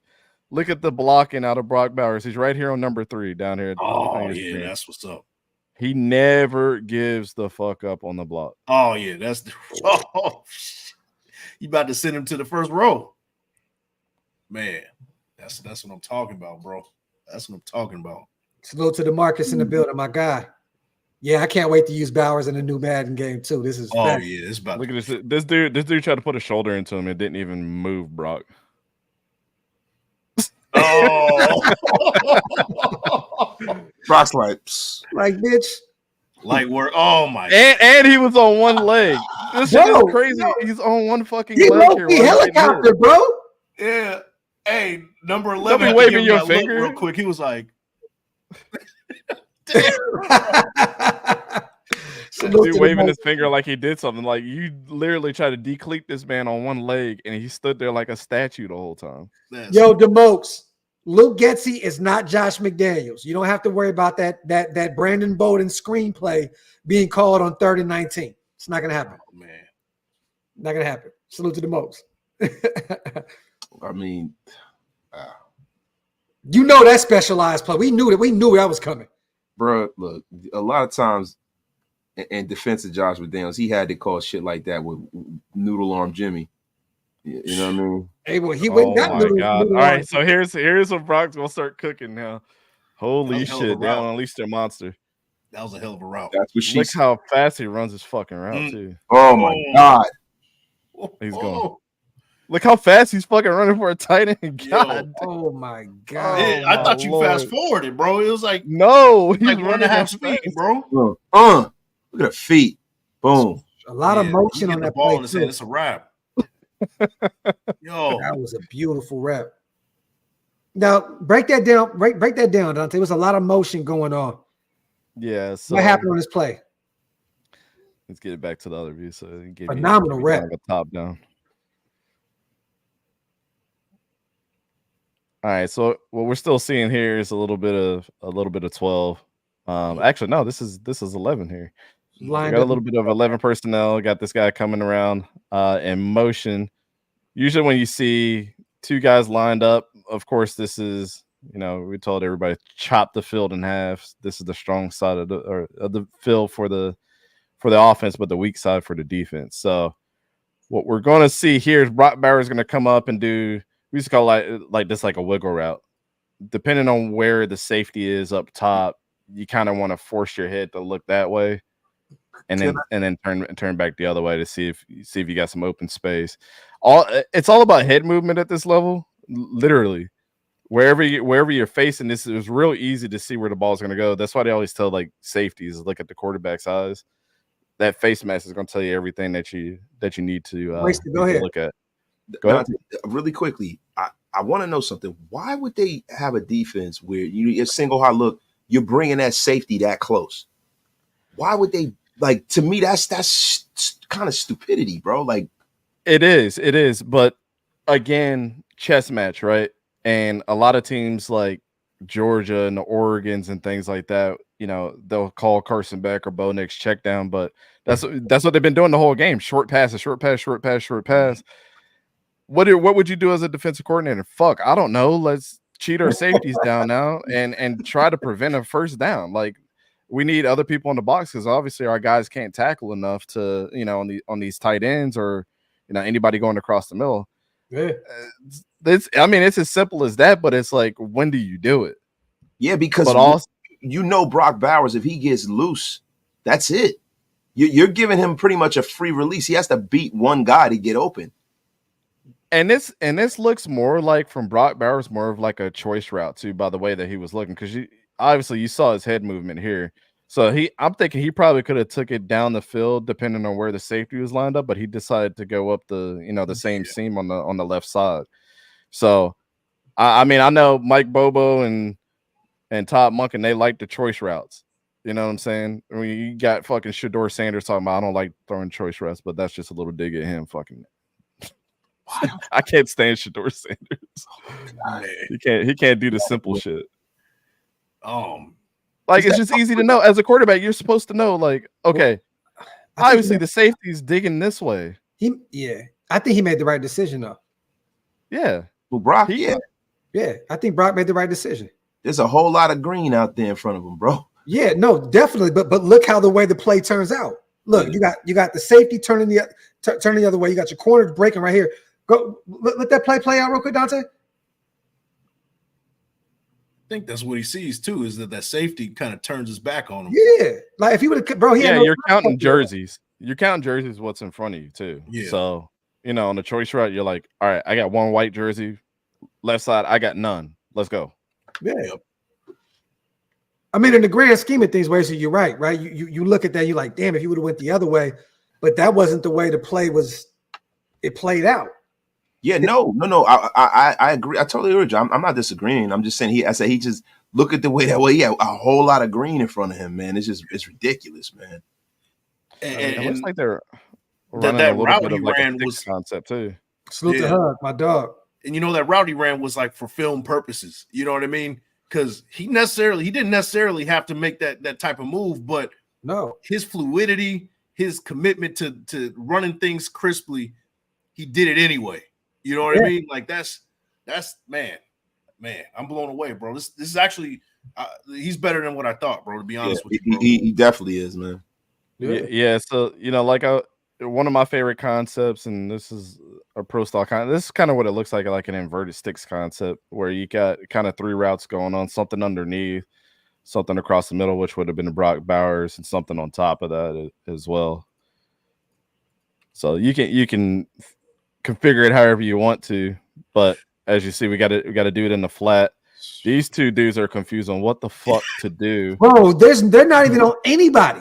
They played patty cake over. Bro, they're guarding each other. And this was a top defense last year. But what do you do? I mean, they're waiting on they're waiting on the running back out the backfield, huh? Well, what at least they're looking at him as an option right there. I think these guys got confused on who was going to stick Brock, and that's what broke down this whole shit. Is like, dude, you were supposed to play the flat, and I was supposed to play middle 10-yard, 15-yard, stick. But now Brock Bowers is free to do what the hell he wants to, and now you put the safety in a bad position because obviously he's going to play the side where the most men are. But who knew that this tight end or this this H-back was going to sit right here in the flat? So. It's all a chess match, man. You know what I'm saying? Like, this is why I hate when fans themselves are, this defense is terrible. But again, how the fuck are you going to defend against this? Because this is a totally different look that they've been doing the whole game. The whole game. It's a mind game for the players too. So it's a lot to ask for. But this is what good teams do. This is not a route that they ran in any other game. I bet you this is the only time they ran this stick concept. And breaks a tackle too. Bro, it was something the way he caught the football, like that was just it was like a layup to him. It's crazy. Yeah, bro, we got one. So it's looking like where was he at on that play on the perimeter? He was on the left side, right? Lined up next to the left tackle. Yeah, he was right there in the inside in the slot. Kaboom. Right there on the safety. Damn. And see, he didn't even look his way at all. And you could have still even threw it to him if you wanted to. Yeah, but you got a wide receiver one-on-one in the end zone where it's a 50-50 ball. 50-50 ball. Yeah, I get it. That's the throw to make. Who was that receiver? Fucking Dejon Edwards. The receiver that was supposed to catch it. I forget his name. Okay. That movie put on number 11 is crazy. God, bro. Salute to everybody in the building. Y'all wipe them feet, hit them thumbs up. If you're not subscribed yet, make sure you hit that subscribe button. Whether you're watching on Big Mike's channel, my channel, does not matter. Hit them likes and go support our brother East Coast Gridiron. Go to his channel on YouTube, hit that subscribe button, and subscribe to our brother Wasted Talent as well. Raider Nation Unlimited, man. This is one of those rare occasions where he dropped it. Man, What a beautiful throw. Beautiful throw. Oh, wow. He just could not come down with it. Yeah. He came up looking a little bit. Yeah, I think this is where the beginning of that ankle injury ended up, the way that he fell on it. Because I think this is the week where he actually got hurt at the end of the game, and they were like, yeah, he fucked up. He looks like it. So there's a reason why he didn't come down with that football. Well, yeah, you saw the way his body was twisted and his leg was kind of planted a little bit. It was just a weird angle. He's not even running routes the same way anymore. He's right up on the top. Like he's kind of hesitant. You can tell. Yep. Yeah. But he does have that similar Hunter Renfrow twitchiness to him, though. Yeah. He does. Like the effort too. Yeah, bro. Like real talk. And I don't want to say it because it's the white thing, but it's like it just like real talk. Like he gives you that Hunter Renfrow vibe. High energy, high effort. Like that's what he's bringing. Yeah, for sure, bro. Out of his breaks, it looks like it's Hunter Renfrow. Yep. At times, I think, to be honest with you though, I don't think he's out there like creating. I think before the route materializes, I think he kind of knows what he's going to do and what he's trying to do. I think it's more purposeful the way he runs his route than Hunter Renfrow. I think a lot of what Hunter Renfrow does is very subjective. I mean, if I'm being honest, you know what I mean? I think a lot of stuff Hunter Renfrow is doing, he's like almost playing like schoolyard football. Yeah. This one, you like in this situation, they're pretty much taking what's given. You know? Space. I'm not trying to throw him in that category, brother. I'm just saying he gives me. If you go back and look at that Clemson tape, and I'm talking about Renfrow playing with Deshaun Watson, it's the same vibes. It's the same the way he runs his routes. I promise you, it's not a. None of that. I got the same critique when I compared Charlie Jones from Purdue to Cooper Kupp. People wore me out and they said, you're just comparing him because he's white. I'm like, dude, just watch the fucking film. Like, the dude reminds me of goddamn Cooper Kupp. Like, he was the only, not to get on my Charlie Jones train, because I think I talked about him a lot out of Purdue. Like, did y'all see the Penn State game where Joey Porter switched to the other side of the field because his ass was getting cooked by Charlie Jones? This shit was incredible. Yep. And now I was like, defensive coordinator pulled him to the other side. That's wild. He's with Cincinnati, right? Yeah, he's with Cincinnati. Burrow got one. Yeah. One of the reasons why Tyler Boyd's gone. Yep. Man, shut up. Jermaine Burton. Yo, Eddie says, ain't no way T-Law got that big ass contract. ECG, just go ahead and throw that Raider jersey on, King. That's what I'm saying, bro. Hey, I can't, man. I can't. It's time, man. It's coming. It's coming. Look, we're not rushing the process, you guys. Yeah. All right. It's gonna come. You know what I mean? When Jacksonville goes 2-15, I'm just fucking around. I got T-Law doing his Dougie this year. Yeah. Let me see. That's fucking hilarious. Yeah, Sunshine is going to be all right, man. Yeah, hell yeah, bro. Sunshine Ronnie Bass down there in Jacksonville. Okay. Yeah, you guys have way more faith in him than I do. Quick little. Yeah, his routes, he's a little bit slower on this one. And the Dolphins signed Calais Campbell? Did the Dolphins sign Calais Campbell? Damn it. Let me look that up. I wanted to add it. He's getting old, man. Oh shit, he's 30. He about to be 38 in September. Yeah. It says he's still a free agent. Yeah, no, that's what Caps is normally early on stuff, man. Oh no, 6-time Pro Bowl. Calais Campbell signed with the Dolphins. Yep, that's a good pickup for them, man. Oh man, it's getting late. I gotta get up. I got a meeting in the morning, guys. I'm gonna have to get out of here, man. I gotta tap out, brothers. Yeah, we about to do 2 hours, man. We'll put a few more reps in. Wasted. We appreciate you for pulling up, bro. Thank y'all for letting me, man. Yeah, man. Catch you. Let's get a few more reps in before we get out of here. Let my guys get back to their families and stuff. What we looking at right here? I'm blown away by Brock Bowers, bro. Like, yeah, I don't know. I knew that he was, he did his thing in college, but I didn't know that he was really that dude like that, bro. Yeah, and I mean he's playing with a hurt ankle and he's still going as close to 100% as he can, and he's still better than fucking 99% of the tight ends in the country hurt. Yeah. That's crazy. And this is only 2 games. Like he's still trying to find a block. He's looking for work, bro. He's still while he's limping. You see that? Like you can tell. Look at him. His ankle's killing him right now. And remember, this ankle injury was when he had surgery on. He came back 3 weeks later, and they said he was supposed to be out for the fucking season. Yeah. He's a freak. He's made in the lab, man. Man, that's fucking different, bro. He was made wherever Max Crosby was made. Fact, man. He from the crib, bro. He from Northern Cali. Oh shoot! All right. You from Napa? I didn't know that. I thought he was from Georgia. No, he's from Napa. Man. He went to the same high school that my mom went to in Napa, California. He went to the high school that the Raiders used to do our training camp at in Napa. Also, it was meant to be, bro. Yeah, straight up. Even though his family were Niner fans, growing up in the Bay Area and shit like that. But no, we'll change that. Yeah, you already know. No big deal. Nah, but yeah. Look at number 3 trying to get hands up all in his face and play dirty and shit. Like, yeah, come on, man. I love Brock, man. He's such a good fucking player. And look at that, though, bro. He was dominant on that block. Look at that big ass tackle he was on, bro. Mm-hmm. I know it was a double team, but bro, he was on his ass. Yeah, he still look to the ground. Yeah, bro. Willing blocker, man. That's what you're looking for. While hurt. While hurt. Yep.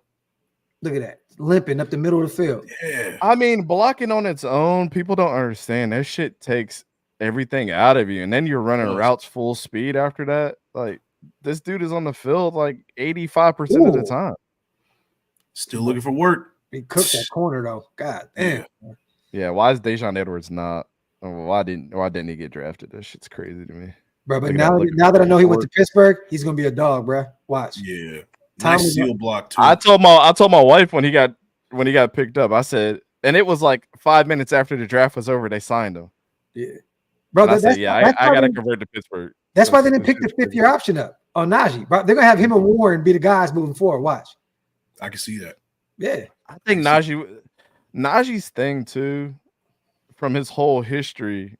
I watched this whole documentary on him.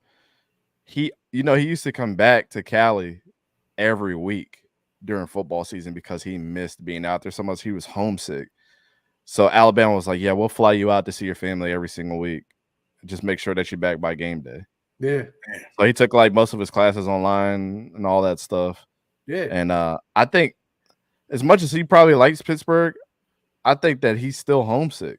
Like, he wants to be back on the West Coast. Well, he's realistically from another Pittsburgh, which is in the Bay Area. Well, Pittsburgh, Antioch.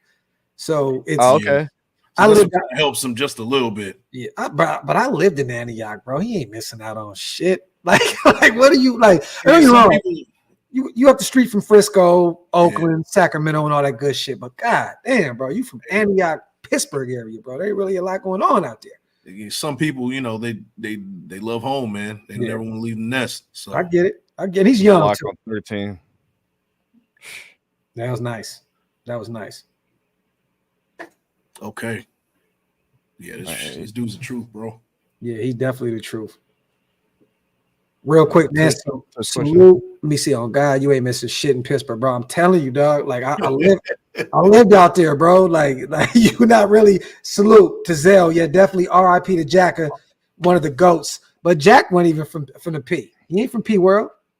Jack was born in Richmond, I believe, and then grew up in P World. You know what I mean? But salute to my brother Dub 20. That's my brother, man. He's born and raised in the P.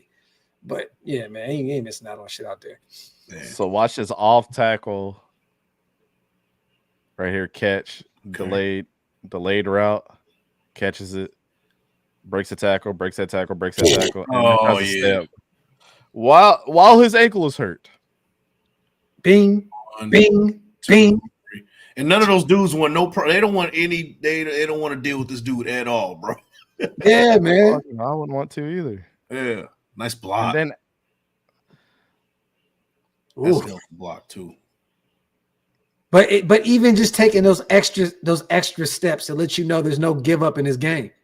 Yep. Yeah. With the ankle injury, you still tiptoeing on the like on the boundary, bro. Like that's some shit that can really make your injury worse. You know what I'm saying? But you still fighting through it.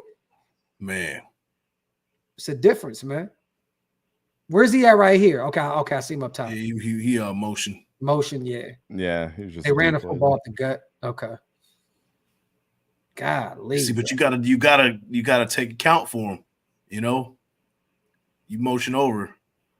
Oh, there it is. He's taking it. He took a back. Yep. Hey, red zone situation, man. I'm telling you. Hey, my guy, he didn't do it, but he didn't give up. Yeah. No, he got a yard or two. Yeah, yard or two. This just came down to blocking.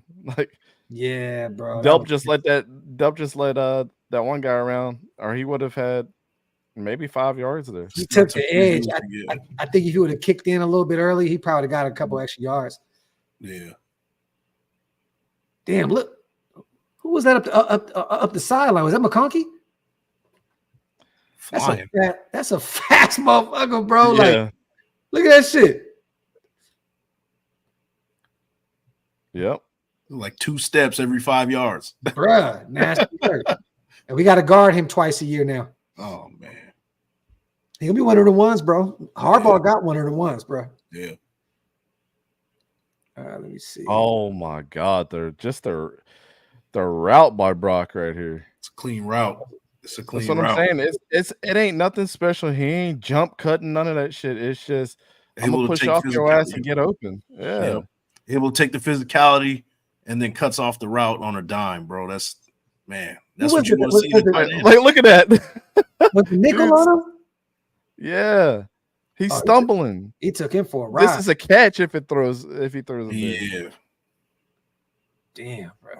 That's what I'm talking about, man. Oh. He said, yeah, hey, space. So he literally lined up at every skill position on offense. Yeah. Facts. Yep. Facts. This is what we have. And this is why. A touchdown. Yep, there it is. Right up the seam. Was this Brock? Yep, this is Brock Bowers. Seam. Look. We're ending the show on that. Yeah, that was the last play of the game. I love it. Touchdown by Brock. Now, this is why we were so ecstatic when we picked him up. You know what I mean? Because the guy is just a cerebral assassin, a Swiss Army knife that can get it done at each position on the offensive side of the football. Yep. I mean, essentially, he can be an offensive lineman for you and block away. He can chip as a tight end. He can play the tight end position, play the slot, H-back. I mean, wildcat form. We've seen it all. This guy, I mean, what realistically, Dante, in year one, what do you think we should expect from him as Raider fans in year one? I think it's going to be a slow burn. Okay. I really do. I think you're going to see more of Michael Mayer, like you guys were saying, just to see where he's at. He's first year under that with that team. He actually got him some NFL reps going. You know, trying to get familiar with the new head coach and what he wants to do offensively. So I think Brock Bowers just adds fear on all the other teams' game planning right now. I mean, really and truly, I mean, what the hell are you going to do? You know, you've seen him line up everywhere that he can. Yeah. I see Brock Bowers kind of playing some special teams too to see where his head's at as well. Getting some blocking reps out there. it might be weird, but like you got to get that NFL hit in, to get ready for what you're about to do. But next year, I think Brock Bowers is going to be a 1,200-yard receiver. Annually, every year. I think he's going to take George Kittle's place. And I'm a huge George Kittle fan. Like, I love George Kittle, but he can't stay healthy. Yeah. But I think it's Michael Mayer right now, and people are going to, outside of you guys, but everybody else that's not, the casual fans going to be like, well, we drafted Brock Bowers and we didn't do anything with him. 300 yards, 3 touchdowns. But then you go back. George Kittle doesn't have a Michael Mayer, right? If he had a Michael Mayer, he probably wouldn't be injured every fucking year.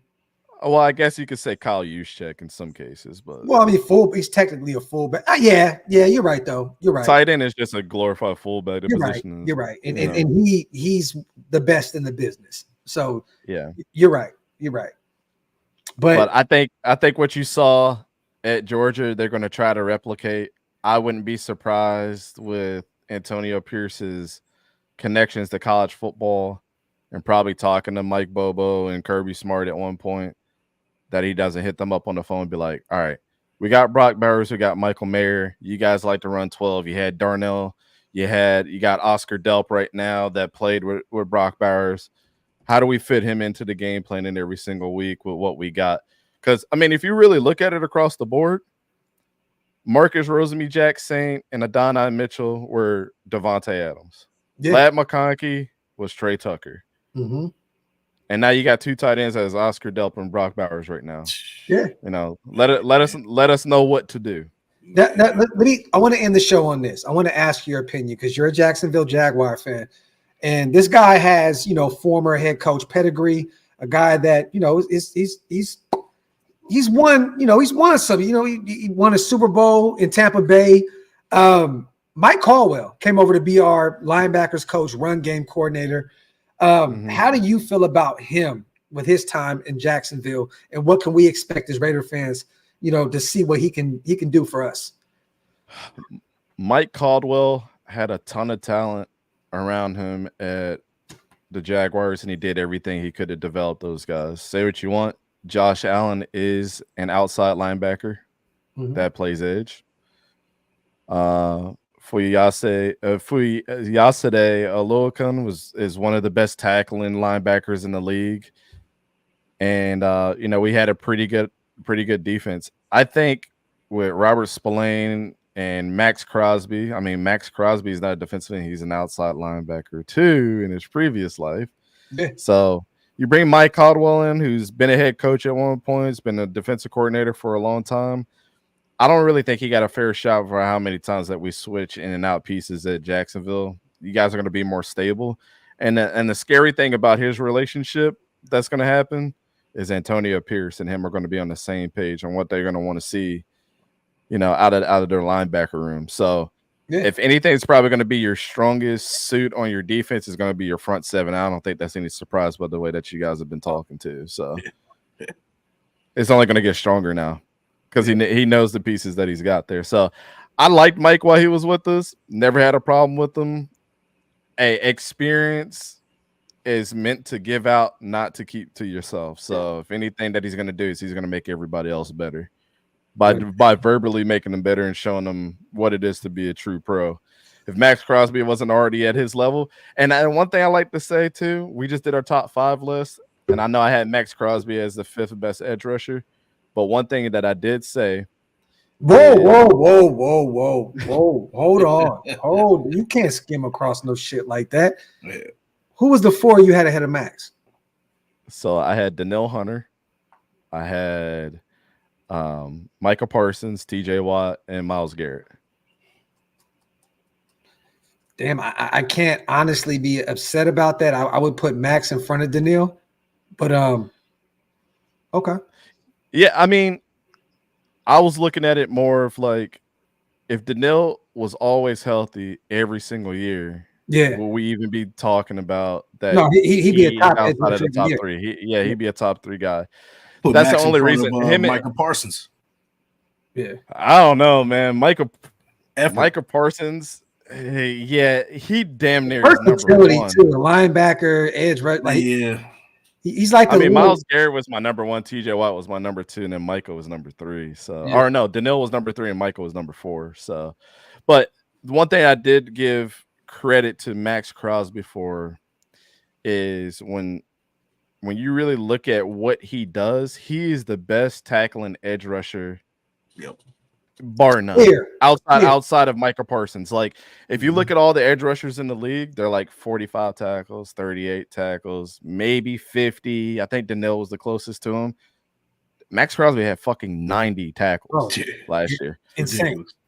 So you got to keep that in an account. Like, you can't keep him out of your top five regardless of how you feel about his sacks or pressures and things like that. Like, he's an absolute beast. Outside of getting to the quarterback, he's a great run stop and edge rusher, which makes him super versatile. I mean, I was literally Daniil, Micah, and him. They were constantly changing within those three. I mean, TJ and Miles are just fucking freaks. But those three, just depending on the day, they could be, number three. Well, hold on to that thought, because now that we have a true defensive tackle in Christian Wilkins, that's going to change. Think about all those other guys that had other players around them. You know what I mean? Like, they've had stout, other great edge rushers, other defensive tackles that's great next to them. The Cam Haywards of the world out there in Pittsburgh. He has a real defensive tackle next to him now in Christian Wilkins. So I think now we can really rank Max this year, how he looks with a true DT next to him. So hopefully he rises up your boards this year. You know what I mean?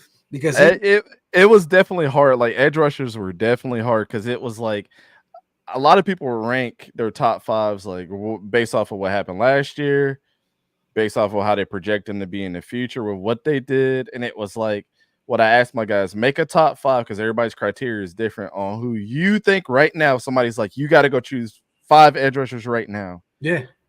Those were the 5 that I would choose, and they would all be I came down for a different reason for all. I mean, Myles Garrett and TJ Watt were like interchangeable between both of that's clear. All of ours. That's clear. But then again, it's like, what do you value? Because Myles Garrett is a true defensive end. TJ Watt is a true outside linebacker. Yeah. And you look at the stat sheet, it looks much sexier for TJ Watt because he has all those passes defended and interceptions. But Myles Garrett's big ass is not going to drop back in fucking coverage. That's not what he does. No. So you have to understand that he had like 200 less reps than TJ Watt, had 1 less game played, and where his stats would have ended up, if he would have got not only the reps, but that last game in as well. So that's when I make my top 5 is not the sexiest. Like, my number 2 quarterback. Patrick Mahomes is number 1. Do you know who my number 2 is? In the NFL, you have to take a guess. Burrow? No, he wasn't that high on Burrow. Burrow was my number 4. Give us a small hint. He's a guy that's been in the league for a little bit. Won a Super Bowl in the last 5 years. You said he's won a Stafford? Matt Stafford? Stafford. Mm-hmm. Well, I mean, a lot of people. He's, to me, outside of Aaron Rodgers, the best ball spinner out there. You can't tell me for 1 second that the Rams would have had the success that they had, and everybody gets Puka Nacua his flowers. But like, Cooper Kupp was in and out last year. There's no Puka Nacua without fucking Matt Stafford. There's no Calvin Johnson without Matt Stafford. There's no Cooper Kupp, Tyler Higbee. Well, there's no Matthew Stafford without Calvin Johnson as well. Let's not do that. That is fucking Megatron, bro. I don't know. Bro. I'm not the biggest Calvin Johnson fan. You? Oh, man. He used to drop the ball a lot for me. Nobody ever talks about that. You know what? He had like a 7% drop rate. I'm like, we have been A1 since day one. Megatron? Oh, you know what, bro? We got to break down some film at some point on that. Yo, yeah, we need to see it, man. Yeah, because he was phenomenal at Georgia Tech, phenomenal with Stafford, and once again, those Lion players. If you're great, you retire early. Right. Hey, you know what? Still won the same before yeah, let me get the fuck out of here. After. But real quick, man, salute to the chat, you guys. We're coming up on 2 hours right now. I just want to say thank you so much to my brothers for pulling up today. East Coast Gridiron, bro, Dante, once again, brother, thank you. Phenomenal. work that you put out there, man. Salute to my brother Big Mike. I know you're busy, brother. Salute to you for pulling up and helping break down some of this stuff too. Salute to our brother Wasted Talent for pulling up for a few and shooting the shit. We have to do this more often. We have to do this more often. Hey, real quick, before we get out of here, can we do this? The chat was asking for this the other day, Dante. Can we do a Gardner Minshew last year, Colts, Aiden O'Connell last year, Raiders, some film breakdown in the next few weeks? I know next week you're on vacation. I know you're going to be away for this for a while. Yeah. But can we double back in a few weeks and maybe do some Aiden O'Connell versus Gardner Minshew tape? Yeah, I'll see if I can pull it out. If not, I'll let you know. Okay. If not, let's just do some Gardner Minshew. Let's just break down some Gardner Minshew tape. We ain't got to do verses. We can just break down one and let the nation know what we can expect from him if he does win the quarterback one spot. Yep. Yeah, quarterbacks are my bread and butter. So, I love it. That's you're a former quarterback. So I that's what I want to do moving forward. Like the next move is quarterback. We got to do that. And that's my weakness, bro. I don't really know. I'm not gonna lie to you. So I coached it, I played it. I'm all over the place with quarterbacks, but I love it. I'm rarely ever strike out with a quarterback. I still got the feather in my cap with the Trevor Lawrence right now. Regardless of what the contract says, he's been every good of just okay. There you go. Man. Salute to Indiana, man. Phenomenal show. Make this a weekly. Salute East Coast and Big Mike. Salute to my brother Indiana Raider. Appreciate you on the $5 donation. Once again, before we get out of here, you guys, go follow our brother Dante at East Coast Gridiron on YouTube. We are live from Big Mike's channel also, but if you're not over there and you're watching on my channel, go subscribe to Big Mike Raider on YouTube. We got some real quick, bro. Go ahead, brother. Space Beast asked what Lions jersey I have. Come on, brother. Come on, my favorite running back of all time, ever. It's no question. Ever. Yeah, to be real with you, a top 3 player in the NFL ever to me, football player ever to me, Barry Sanders. And it hurts me because I'm a Raider at heart. But, I got Timmy, I maybe throw Howie in there or some shit. But Barry is right there in the thick of things. Like, I just love Barry Sanders. Top 3. You know what's funny?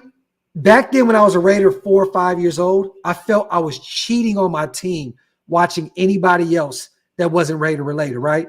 Barry Sanders made me feel like it's okay to watch football. You know who that guy is for me is Mike Allstott. Mike Allstott is he's the dude that I was just like, man, I feel guilty, but man, like that's my dude, bro. So hey, man, my top 3 players, and a lot of people ask why I got this helmet. I should be a Buccaneers fan, by the way, but John Lynch was my favorite player of all time. There's been no question about it. I don't care. I know other people were better. Ed Reed is still the best safety of all time. Yeah. But John Lynch was my guy. That's the reason why I really got into football. Mike Allstott is my number 2. Wow. All right. Phenomenally, I don't know, man. That dude he was amazing. When he gets inducted to the Hall of Fame, which I don't know why he hasn't even been on the ballot yet. Yeah. I'm going to watch his induction. I got to see John Lynch's induction. That's the other one I'm doing. Fred Taylor is the other one that I'm going to go to. There's a handful of players I'm going to go to and see them get inducted. You know who knows Mike Allstott pretty actually really close, right? Like brothers, right? Well, Stu? Yeah. So man, I'm gonna have to get you and Stu on a show together, and we're gonna have to talk about Mike Allstott. And to be real with you, I was actually thinking about that show too. I was feeling him to. I thought about we should reach out and get Mike Allstott on the show. There's no reason why we couldn't get him on. Like him and Stu are close, and that would be a great show. Bro, Mike Allstott was different, bro. Who the fuck is Peyton Hillis? Like you Mike Allstott, motherfucker. Right. Facts. You know how different it was? They had to get when Work Done went down that one year, and he had to step in and play H-back. You know who they got to be his fullback? Lorenzo Neal. Yeah. That's ridiculous, bro. That is the 2 best fullbacks of all time. Yeah.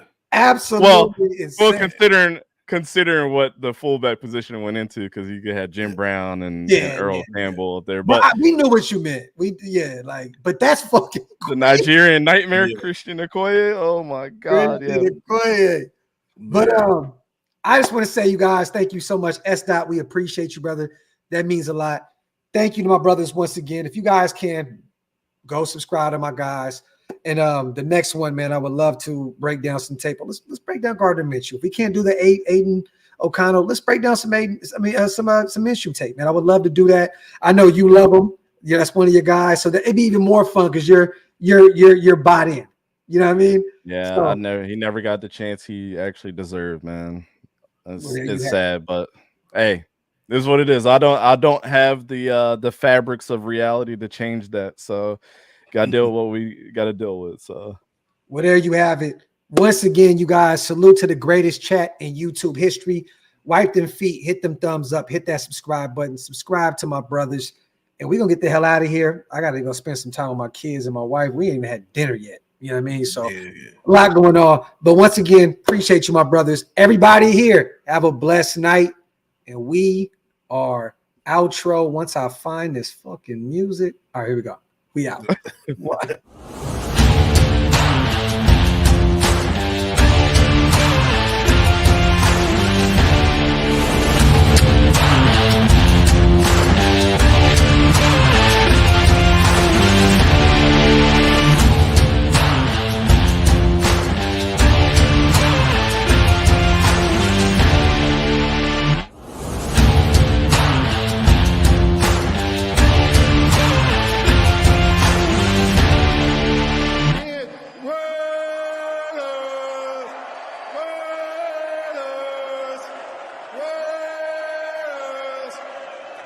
That's what I'm talking about.